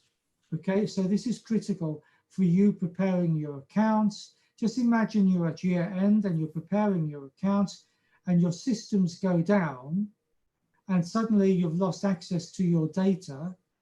Well, you can probably wait an hour before your systems come back up to continue working on your year end. That's your RTO, okay? But your RPO is when your systems come back up, what happens if everything that you've been working on for the past hour had disappeared? That's your RPO, which you then need to start working on again. So let's imagine, and I'm going to show you an example of this. Let's imagine you're working on your year-end accounts and there's a disaster in the building, there's an explosion in the building, and your systems go down for a whole day, okay? Now, does that matter if you are a month away from your year end? No, because as long as you can come back the next day, you can continue working on it. But if during that day, everything you worked on during that day, for example, the trial settlements on your balance sheet or whatever were lost, then that means you have to do all that work again, and that is your RPO. So here's an example, an RTO. So you're a mid-sized company, such as a general contracting firm or an office supply company. If your data goes down, if your systems go down, you might be able to work for a few days while the systems get up and running, okay? However, if you're an online retailer like eBay or Amazon, you would be in big trouble if your systems went down for even an hour. Do we agree with that? Do we understand that? So if your whole business is focused on online and you go down for an hour, you are in trouble. But if you are a manual operations company, you can probably get by for a few days whilst you're getting the business up and running. An RPO for an e-commerce business, the loss of a few minutes of data can be devastating. But if you're a small manufacturer, you could lose data for a couple of hours and it wouldn't matter. You could go and get it back again. So the way we look at that, the way we explain this is this diagram here. So you can see here there's been an explosion, okay? There's been an explosion in the company, in the building, and the actual amount, the actual length of time it takes you to recover is shown by that arrow at the bottom of the diagram. That's your actual recovery period. But your recovery goal is your RTO. So what that shows is it took you longer to recover than you had planned for and that you had invested in your systems. So something will have gone wrong, okay? So it will have taken you longer to recover than you had expected, so you've got a problem. Let's look at your RPO. The actual data loss exceeded the capacity of your organization to retrieve that data, okay? So you have lost some data for good, and that's a real problem to your business, okay? So if you don't invest in your RPO and your RTO, you can lose data for good, or it can take longer to get up and running than you thought it would. So you have to take a decision about how long you're going to invest in the organization before these things happen. So a critical thing is to think about what is the amount of investment you're prepared to put into your organization to guarantee the best data backup plan. Because as you know, you could put all the money in the world into your backup, it still wouldn't be enough, and resources are scarce, so you need to work out what is your investment level in order to have the optimal backup plan. We have some examples of that that you may have heard of.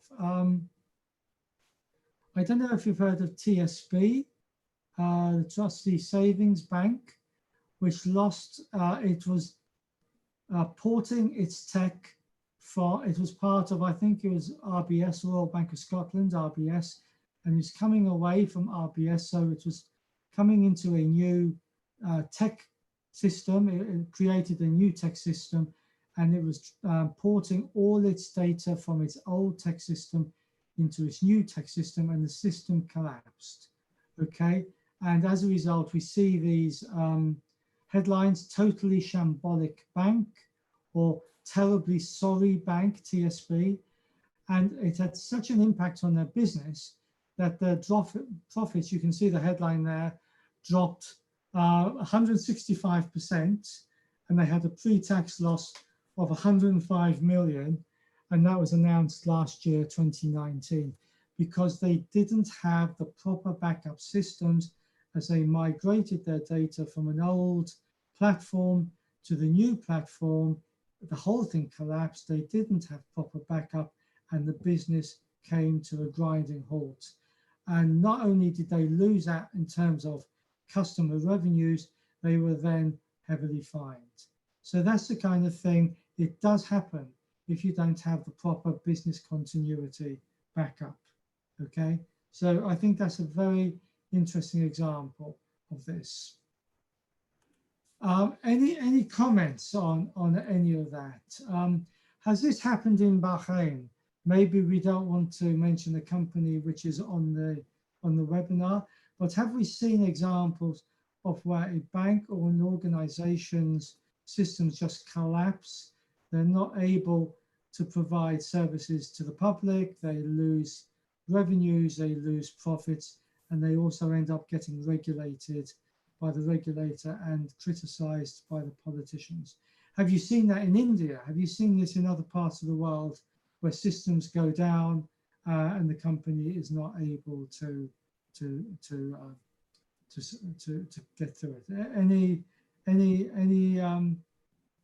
Shamas, in Bahrain, we haven't seen a situation where a company has gone into trouble and not able to service the clients for a long period, and then getting into regulatory issues. Because I think there's always a parallel system that keeps running until we have absolute certainty that the new system is working and is delivering to the expectations. So I'm sure that basic protocols, especially if you are engaging the best in the top service providers. So we haven't seen anything of that. Of course, systems going down are pretty common. I mean, whether you go to any of the regular work that you need to get done, maybe into the license upgrade or something on the electricity systems, going down is an issue. But then, of course, they recover fast. And in the Bahrain, the last 5 years, they have taken tremendous strides in terms of making most of their services go online. So yeah. Look, I have to say I'm very impressed by what I've seen in Bahrain. As I say, it's probably the country I have visited more than any other country in the world. And I visit a lot of countries. And I'm very impressed by the infrastructure and the resilience of organizations in Bahrain. So well done.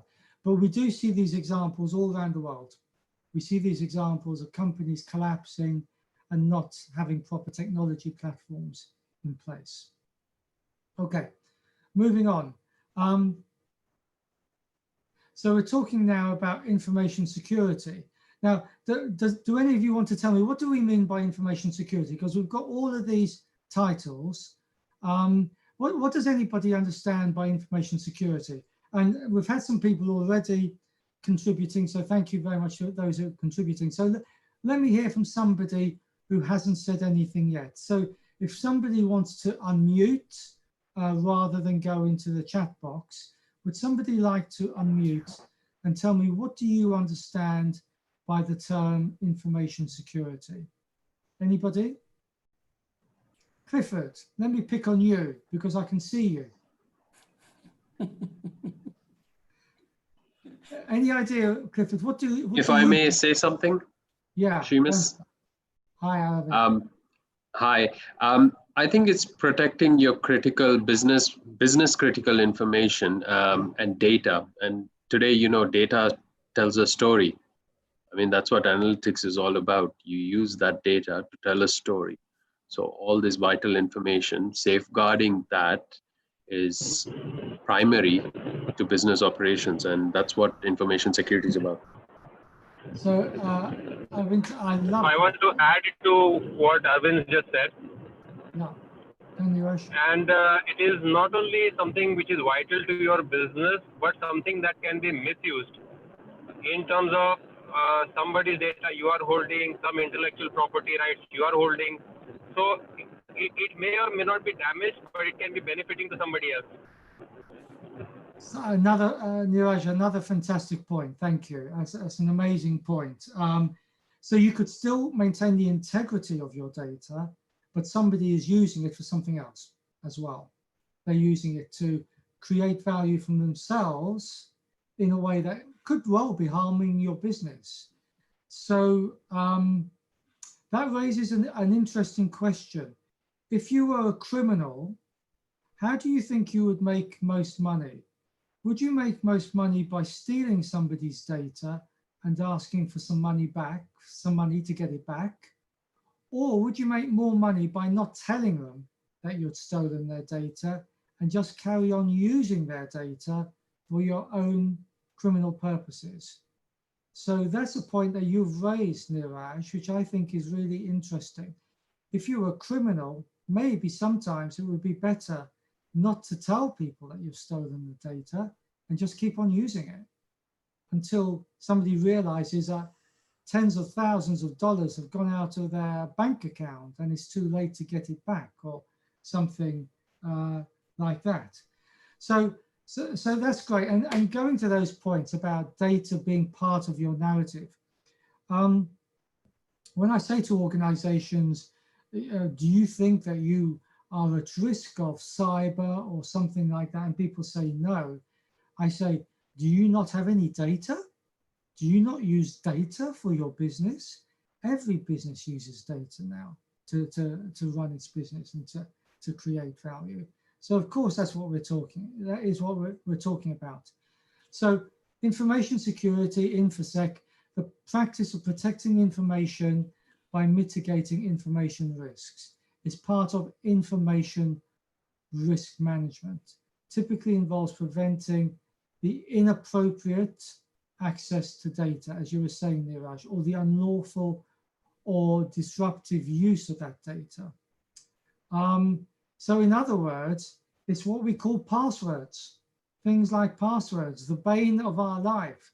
You know, when you are asked to access your systems at home and it says passwords, and after 2 attempts, they tell you you've got one more attempt before you're going to be locked out of the system. So the passwords are the bane of our lives, but actually they are so important in terms of information security. And Vivek, you're saying information security also involves allowing access to company technical, administrative, and financial data to selective staff based on organizational hierarchy. That's fantastic, absolutely. So one of the things we need to talk about is CIA. We're not talking about the Central Intelligence Agency in the US. We're talking about what policies and processes and systems do you have in place to protect the confidentiality, the integrity, and the availability of data. And that's what you're talking about, Vivek, as well. What are the hierarchies in place to protect the confidentiality, the integrity, and the availability of data without getting in the way of running the business? And this is so important, without getting in the way of running the business. So it goes to these issues such as passwords, these hated passwords that you've got to remember and you're not supposed to write down, but that we all secretly write down because we can't remember the passwords. Antivirus software, firewalls, encryption, issues of legal liability, security awareness and training, and the culture of continual improvement. Now, we all know about this. I used to do some work for the Royal Bank of Scotland, RBS. It's a very important bank. It's a failed business bank. It's failed during the global financial crisis. And we had to change our passwords once a week. I do not have enough children to change my password once a week. I do not have enough relatives to change my password once a week. I do not support enough football teams to change my password once a week. I support Arsenal. There are only so many ways you can change the word Arsenal before you run out of letters. And we had to change our passwords once a week without writing it down. My life was hell. I used to write it down somewhere where I thought that nobody could see it. But this is a vitally important part of information security. And so if we don't manage that, this is what we get. The Trojan horses, the phishing attacks that one of you mentioned, software attacks, the theft of intellectual property, identity theft, theft of equipment and information, and so on, ransomware. And we're increasingly getting nation states engaging in security extortion and ransomware. So I'm going to show you an example of, let me give you an example. So just imagine you're the CEO of your organization, okay? You're the CEO of the organization. And one day you take a phone call from somebody who says, we have your data. Give us $1 million or we are going to destroy it. What would you do? Would you pay the money? So in the data box, I want you to type in, what would you do? So you're in charge of an organization. This is happening, guys, every day of the week, all around the world. Okay. So you're the CEO of the organization, you take a phone call, and somebody at the other end of the line says, we have all your data. Either you pay us $1 million or we are going to destroy it, and that will put you out of business. So just put in the text box now, please. What would you say? Pay the money or not pay the money? Go and put it in the chat box. Would you pay the money or not pay the money? Go and type something in, please. What would you do? You're the CEO. Would you pay the money or not pay the money? Okay, let's have some people typing, please.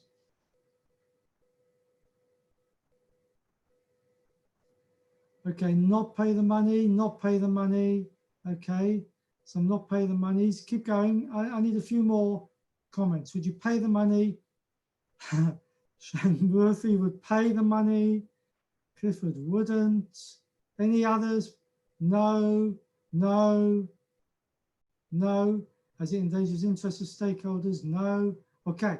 All right. So now, as I say, it's a common role play inside organizations to role play this, you know, because it's happening all the time to organizations. Criminals are stealing data. And was it Niraj before said, you know, would you even tell them you've stolen the data? Why not just not tell them and just use the data to do more things? Well, the reason you tell the company is because you want that money quickly, and it would take you a long time to use stolen data to make money.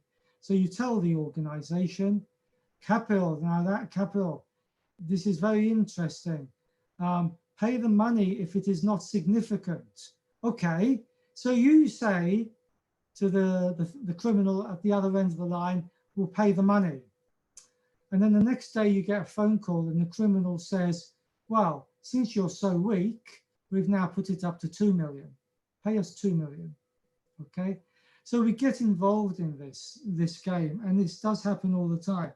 So what happened to these guys? What happened to Travelex? When Travelex were threatened with the complete destruction of their data, you know, Travelex, when you go to the airport to exchange your currency for foreign currency, they were threatened. What happened? Can anyone tell me, did they pay or did they not pay? So if the criminals had destroyed the data, then it would have been the end of their business. So do you know what Travelex did? They paid. They paid $2.3 million US for the ransom to the criminals to get their data back. And this is going on all the time. That companies are paying criminals all the time to get their data back, because otherwise they're out of business. Okay. So this, yeah, once you pay, he will blackmail you forever. And that's the big risk. So I just want you to think about that, and the fact that it's probably cheaper to invest in your security than run the risk of this happening. And this happened about a month ago, where a major New York firm had its data hacked, all these VIPs, Madonna, Drake, Lady Gaga, and so on, Elton John. I still don't know what happened about this, but the criminals said, if you don't pay us the money, we will reveal all these very, very harmful secrets about these celebrities. So there you go, something to think about. So let's deal with risk management. I want to deal with incident management first before I go into risk management. So an incident management is something that could happen which could disrupt your activities. And I want to deal with this fairly quickly. The point is, you will normally have an incident management team in place, because you need somebody who's going to look after what will happen if there is an incident in your business. And they are the people who will normally push the button, and then you will start your business continuity plan or your disaster recovery plan. So normally somebody has to push the button. and that will normally be an incident management team. And you can see on this diagram that there is even an international standard, the safeguard standards on incident management. So I wanted then to talk about risk management, which is the big one of the lot. And there, if you go back to the diagram, ISO 31000-2009 is a very big international standard, 31000 risk management. So management is a management of risk by management. You'll get these slides, so you'll be able to look at them yourself. And it's defined in that international standard. Risk management's objective is to make sure that you can deliver your business goals. So risk management and strategy go hand in hand all the time. Your risk management is a management of your risk to your strategy. Your strategy, when you discuss your strategy, you need to discuss what are the risks to the strategy. And you have basically 5 basic treatments. You avoid the risk altogether, or you reduce it. You take alternative actions such as including sharing the risk, for example, insuring it, or you retain the risk, and if it goes wrong, it goes onto your balance sheet. What risks might we have? So this is the way we begin to understand the risks. Do you all have these kind of risk monitors, these heat maps inside your organization? You should have. The kind of risks we're thinking about are the ones which are in the top right-hand corner, where on the bottom axis, we're talking about the likelihood of the risk happening. The left-hand corner, the impact of the risk happening. And the worst kind of risks are the top right-hand corner, where it's very likely, the impact is very high, and you need to invest a lot of money to make sure that those risks do not materialize. Remember from the risk management map from Davos, infectious diseases were in the top left-hand corner. So that means low probability but high impact. They then moved over to the right-hand corner and they became high probability, and you had a problem. So these are the kind of risk maps that you would want to have in place to begin to map your risks and understand which ones do you want to invest money into to manage. The 3 lines of defense is the most common risk management framework in the world. I don't know if you've seen the 3 lines of defense model inside your organizations. Basically, it's saying that the people at the front line are the individual workers. It's their job to manage risk at the individual level. The second line of defense are the people in the middle column. That is the risk management department and the compliance department. And I think that also includes finance, includes company secretary, and so on. These are the people who are advising the front line on what are the risks to the business. And then the third column are the independent people inside the business.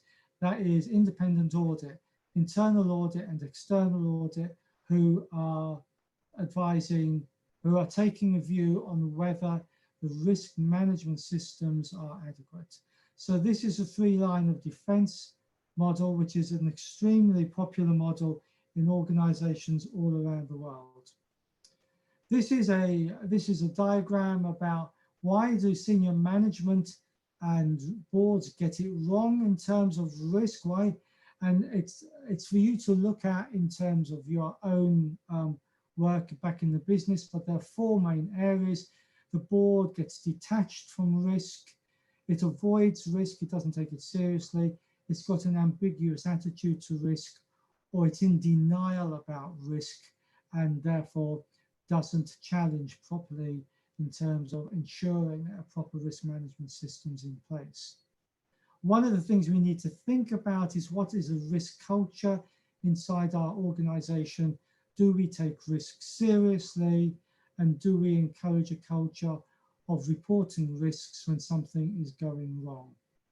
And this slide is saying no process or activity or is too large or complex for the risk to be readily understood. We have to understand what the risks to the business are, otherwise we shouldn't be taking them.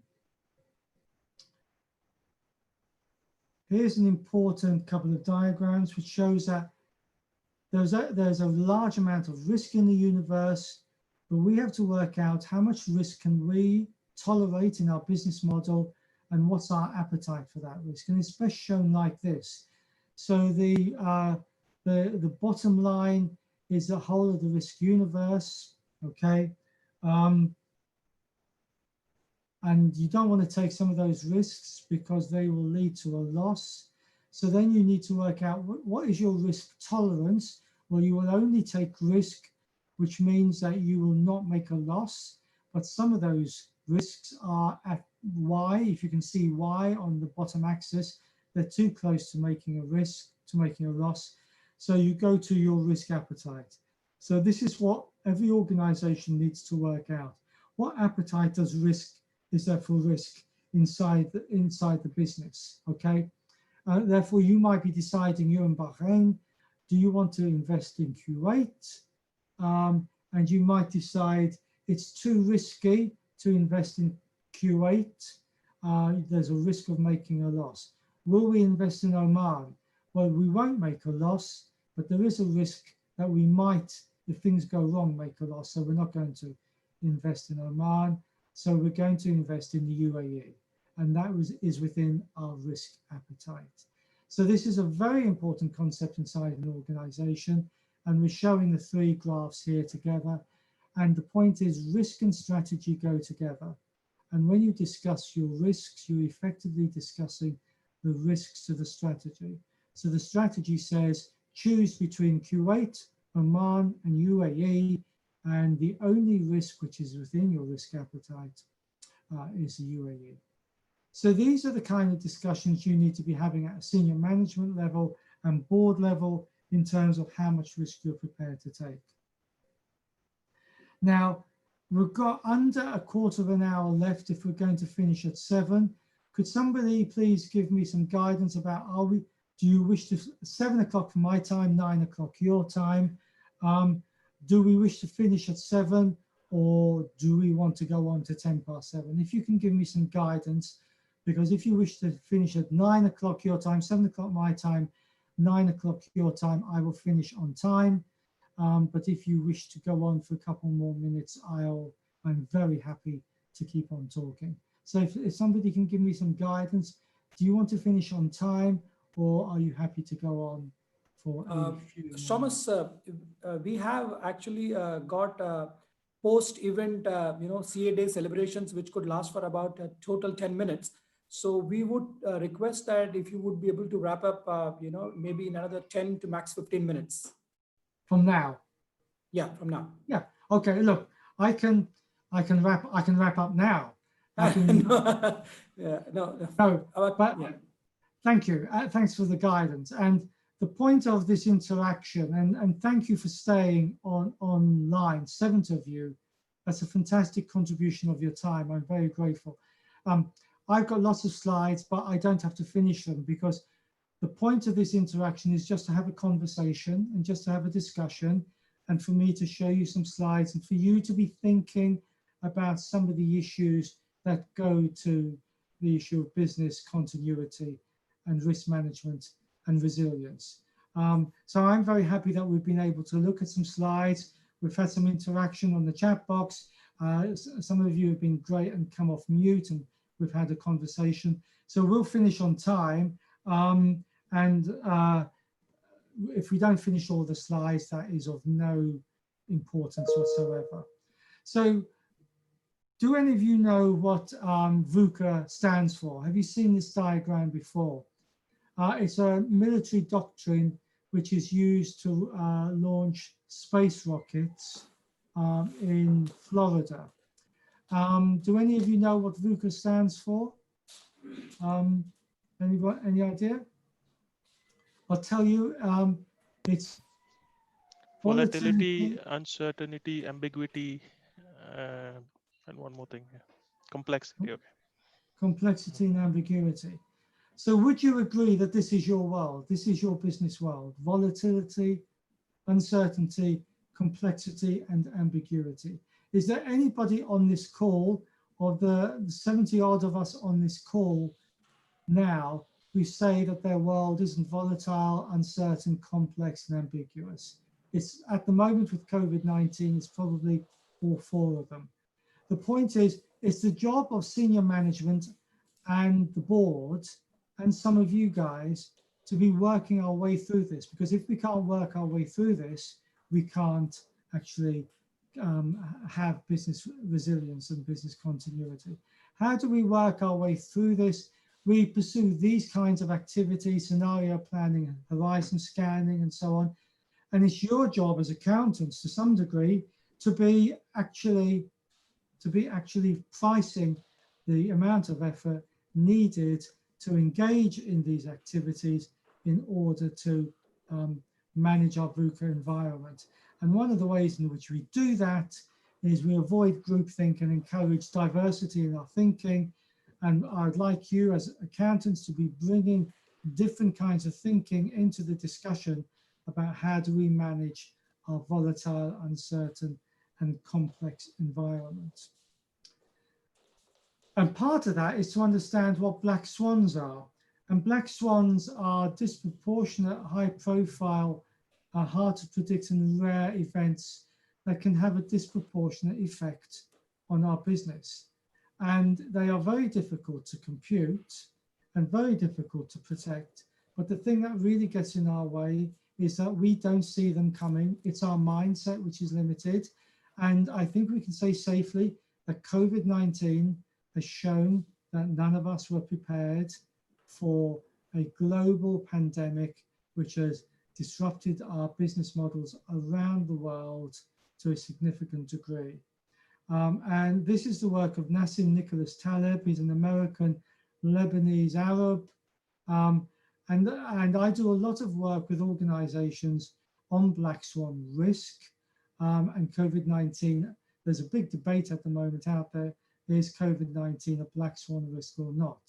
But the point is, and the point I want to make to you guys, is you have two black swan risks.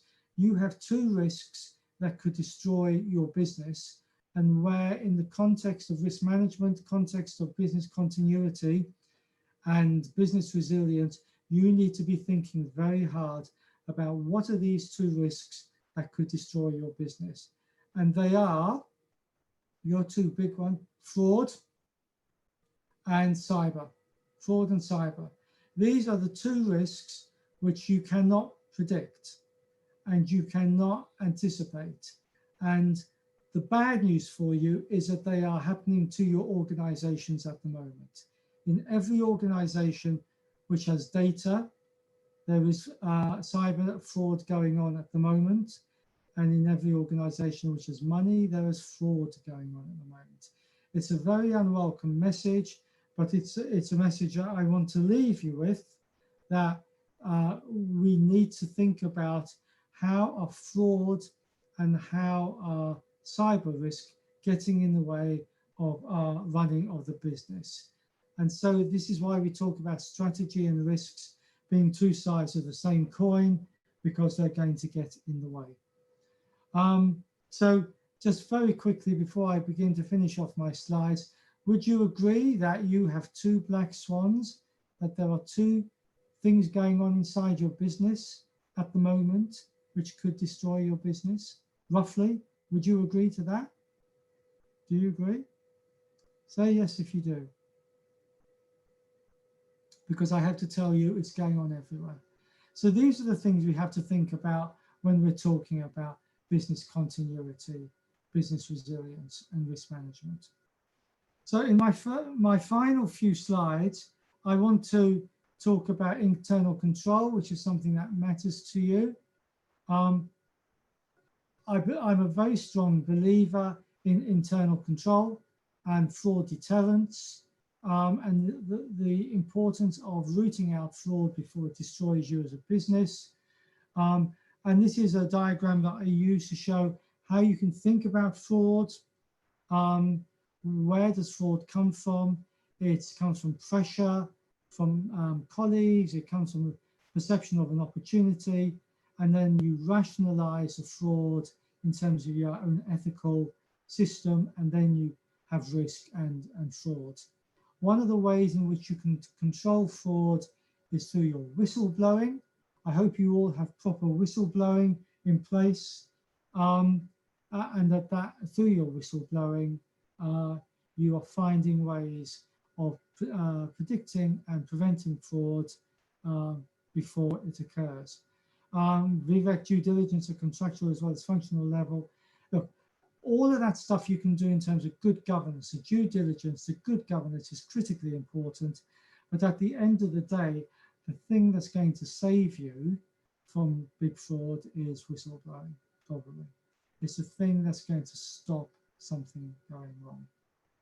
Okay, and finally, I think having a proper CSR program where you go out and talk to your stakeholders and they tell you what's going on in your business is another way that you can find out whether there's something wrong going on in your business. Okay, now Mahesh Kumar, I'm going to finish it there because it's coming up to 7 o'clock. What I'd like to, we've got a few minutes left. Sure.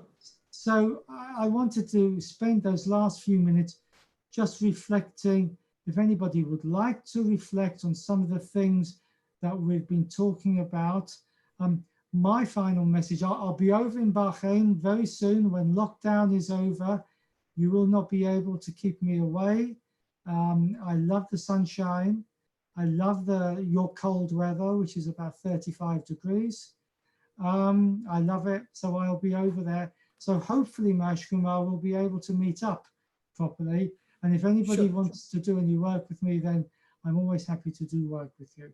But the point of this presentation was really to help you and me as a company secretary take a wider view about the importance of thinking about business continuity, damage control, damage limitation, and all the other systems that we need to control and protect the assets that you are so interested in as the accounting fraternity. So thank you very much for having me. I've really enjoyed it. I can't believe that London is talking to Manama, and it's fantastic. And please, any final words from you, Mahesh Kumar, and then we look forward maybe to meeting up one day. Thank you very much.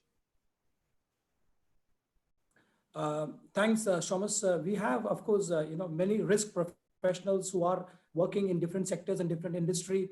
I'm not sure whether one of the risk professional who did one session for the women chartered accountants, Ashwati, are you there, Ashwati? If you can just maybe share your thoughts of today's presentation and today's session, especially on the parts pertaining to the risk. Yes, Mahesh. Hi. Yeah. I'm here. Ashwati. Hello. Yes, Yeah, Ashwati. Go ahead. Thank you so much for the presentation. Yeah. Thank you so much for the presentation. It was quite informative, especially the initial parts, the discussion around the information security. As you said, it's also risk management is also, information security management is also a part of risk management. So it was quite interesting, the discussion. Fantastic. Thank you. Yep. Thank you. Thank you.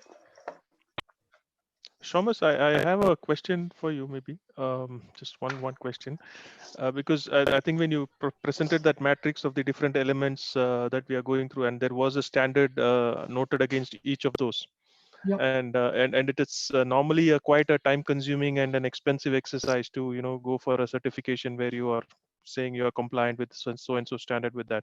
So in that parlance, I mean, which ones do you think would be the most important ones that an organization should focus on probably in terms of priority? Because you cannot get it all done at the same time.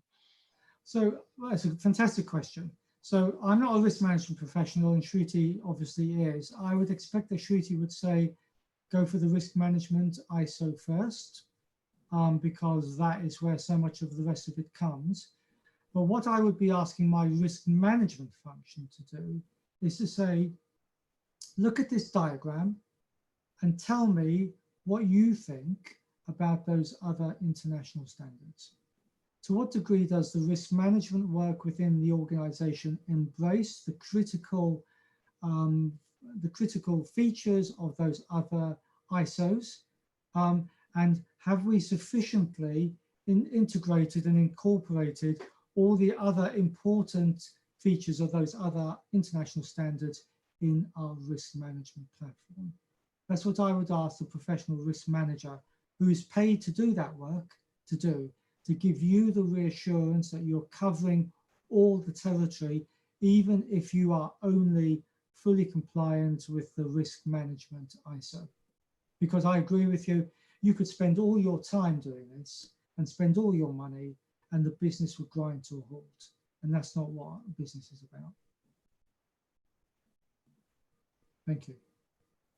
Clifford, you've come online to say goodbye to me. Clifford, can you just take over? Yeah. Thank you, Shamus Gillane, for explaining us in such a great detail about resilience, risk management, and business continuity. And I'm sure our members and the guests are benefited from today's virtual meeting. Now, may I request our chairperson, CA Mahesh Kumar, to present the virtual certificate of appreciation to our speaker, Shamus Gillane. So let me, yeah. Okay. Shamus and others, I hope, look at that. How I hope you wonderful. can see that. I can see it. It's very beautiful. I'm going to take a picture of it. Sure, Shamus. When you're going to be in Bahrain the next time around, I'm sure I'm going to try and meet you. I know that you do a lot of courses through the BIBF, and that's where I got introduced to you. So probably, next time you're going to be in Bahrain, we will ensure that you get a frame certificate. Fantastic. Thank you. I'd love that. That's very, very nice. Yes, I'll certainly, Mahesh Kumar, when I'm coming, I will certainly be in touch with you. I'm an advisor to the Central Bank of Bahrain, CBB, and I do a lot of work over there. So I will certainly make sure that I come to pick up my certificate. And before I go, can I just congratulate all of you? You are a fantastic group of people, and I know that you keep winning awards for being one of the best chapters in the world. And I think that's amazing. And Yes, I'd like Thomas. to- The Institute of Chartered Accountants of India is the second largest financial and accounting body in the world. And the institute has about 34 foreign chapters outside of India. And Bahrain is one among the 34 chapters. And among the 34 chapters, there is an annual assessment that happens depending on the size of the membership. And Bahrain chapter falls in category 2 because our memberships numbers are about 500 numbers. So we fall in category 2. And in that category 2, we have been consistently ranked the number 1 or number 2. So yes, it's of course, the support from all our members, who ensure that all our activities receive the maximum attendance and appreciation and the feedback as well, in the quality of the programs that we keep doing. So thanks for acknowledging that, Shamus. Well done. It's what makes the world a better place. So well Thank you. done. Congratulations. Okay, guys, I'm gonna let you have a virtual party now. Sure. So thank you for the virtual certificate. I'm going to let you have a virtual party. So if it's okay, I'll leave so I don't see you having too good a time. Thank you, Shamus. Have a good evening. Back You to you, take care. Clifford. Look after yourself. See you. Bye-bye. See you. Thank you, Shamus. Thank you, CA Mahesh. Now I call upon CA Ajay Kumar, Secretary and Chairperson-elect, to present a virtual certificate to CA Ria Bansali for conducting the yoga session on 27th June to kick off the CA Day celebration. You guys can all unmute yourself and maybe give a round of applause for CA Ria Yeah. Bansali. So if you see my screen, I think. Yes, I can. We can see. Okay. So Thank you so much, everyone. Thank being you. our in-house expert, I think we are really fortunate to have an in-house yoga practitioner and a life coach. So thank you for all the support. Congratulations, Thank you Ria. for this opportunity, everyone. Thank you, everyone. Clifford, you want to Thank you, continue? Ria. Been wonderful job. Yeah. Yeah, Clifford, can you continue? Yeah. It is now I request our chairperson, CA Mahesh Kumar, to do a cake cutting. This is not virtual cake cutting, this is actual cake cutting. Right. So, guys, I mean, we really wanted to have this, event happening with all of you. I know you can't see my head, and you can just see the cake and the knife in my hands. You have seen a lot of me, in the last few weeks virtually. So I don't want Mahesh, to. you can message your address. We can come down. Right, guys. I mean, I really miss, being part of the crowd and, doing this thing virtually. But I think, nevertheless, this year we will be taking comfort from doing this cake cutting virtually. And, maybe next year, the chairperson-elect will compensate for this cake as well as the next year's one. So, guys, just unmute yourself and maybe we can have a round of applause. And I hope you can see the design of the cake. It's got a CA on top, and we have a BCICI written on the other side. So, Happy birthday. Thank you, Mr. Thank you very much. Thank you. Back to you, Clifford. Mahesh, your birthday cake is also waiting. Thank you. Thank you, CA Mahesh Kumar. Now for the most exciting session, the raffle draw. May I call upon CA Ajay Kumar to conduct the raffle draw. Over to you, CA Ajay Kumar. Okay. So I think we have about 4 raffles today. Yeah. So I think there are 3 raffles for BD20 each, gift vouchers from Homebox, and there's 1 voucher of 10 BD as well from Homebox. So let's start with the. And Ajay, just mention that the winners of this vouchers who are present now should collect it from Raghunathan, our joint secretary. Yes. So message loud and clear, I guess. So let's see the first winner. And if you're online, just make a loud shout. Suresh Nambiar. So please unmute yourself and identify, and we need to see you on video. Suresh Ajay, Nambiar. We need to see the name because we only see the winners. Yes, that's perfect. Okay. Yeah. So Suresh Nambiar, CA Suresh Nambiar, if you are online. Hi Ajay, I'm here. Next. But unfortunately, I'm in India right now. Okay. Ajay, just So count Suresh, till 3. You want this to be passed on to somebody else then? You can collect it whenever you're back. One of you can be the custodian side collector. Suresh, what happens is this certificate has a validity of just 3 months. So unless you're coming back in 3 months' time, we will have to give it to someone else. Yeah, you could give it to someone else. No issue. All right, Suresh. Thanks very much for your gratitude. Thanks. So does that mean this goes into raffle again? Yeah. Okay. So this name we will not call out because she keeps winning every time. I don't know why. She is not online, but. I'm online. I know she is online. I saw her. So Garvita is the first winner of the 20 BD voucher. So let's go to the next one. This is all coming out for XCOM. CA Jagdish, if he is online. I can't hear him, but. Ajay, I suggest you stop this and give it amongst the XCOM itself. Job done. So is Jagdish there? No, this is also a test to see whether the XCOM is present. Ajay, mention the voucher amount is 10 or 20. Sorry? Mention the voucher amount is 10 BD or 20 BD? No, I said first 3 is for 20 BD. Okay, right. Okay, so is Jagdish there? We need to see you on video. Chigubai. Chikku 0. Jagdish, 5, round 4, number 3, 2, and 1. Yes. Okay. Another. Jagdish is not there. Jagdish not there. So next one. CA Pinaki Chakraborty. CA Pinaki, if you are there, Yes, please yes. mute your video.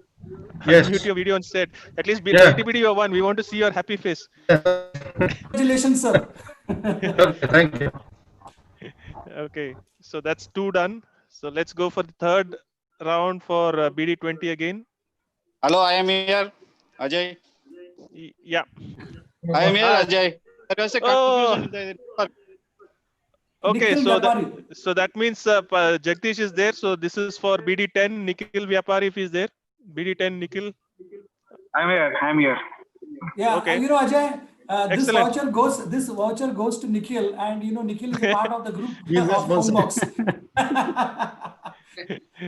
Okay, Good so I luck. think so that completes the raffle. So we have had the 4 winners. Jagdish, Raghu, I hope you have noted down the winners. I noted it. Thank you, Ajay. Okay, thank you. Back to you, Clifford. Back to you, Clifford. Thank you, CA Ajay Kumar. A vote of thanks. We thank you, Thomas Gillan, Glenn, for your enlightening presentation, and I'm sure our members and guests have a lot of takeaway this evening. On behalf of the chapter of ICI, we thank him for giving us the time in his busy schedule. We thank Bahrain Indian School for giving us this opportunity today morning to plant saplings on this CA day in their premises. We thank Ajit Nair from Convex for preparing the virtual flag hoisting. And how can we forget to thank Macro Bakes for that lovely cake. Last but not the least, we thank all the executive committee for organizing this virtual meeting, and to all our dear members and guests. Without you, it wouldn't have been possible. We thank you for taking your precious time and attending this meeting. Thank you. God bless you. We have an announcement to make to those 50 odd participants who are still with us. Thank you for being patient and being with us. On 4th of July, which is just about a couple of days from now, we are going to have another virtual session. And the speaker is none other than our past chairperson, CA Meenakshi Sundaram. CA Meenakshi is going to speak on the 15 invaluable laws by John Maxwell. Now, this session is co-hosted with 5 other overseas chapters, UK, Ireland, Luxembourg, Tanzania, Toronto. We want to make this session one of the most attended and the most participated session. Our Zoom capacity is about 500. Even if I take 100 odd members from the rest of the chapters, we still have a lot of room for maximum participation. I want you to please participate in this. This participation is open for members along with their families because the topic is going to be on the laws of growth. So I request everyone, the details of the registration will be sent out by tomorrow. So please join in large numbers on 4th of July to make this fantastic session by CA Meenakshi Sundaram all the more successful. Back to you, Clifford. What time, Mahesh? What time? If you can share it this over is here going- with us. Yeah, this is going to be 5 p.m. Bahrain time, 5 p.m. to 7 p.m. on Saturday. Okay, thank you. Thank you, sir. Thank you, CMS. Thank you, all the members, for attending this this session. And we thank you for taking out your precious time. Thanks, and God bless you all and stay safe. Good night. Thank you, Clifford. Thank for the you, wonderful work. Mahesh. Thank you. Thank Thank you, you. Take care. Mahesh. Thank you, Ajay. Everybody.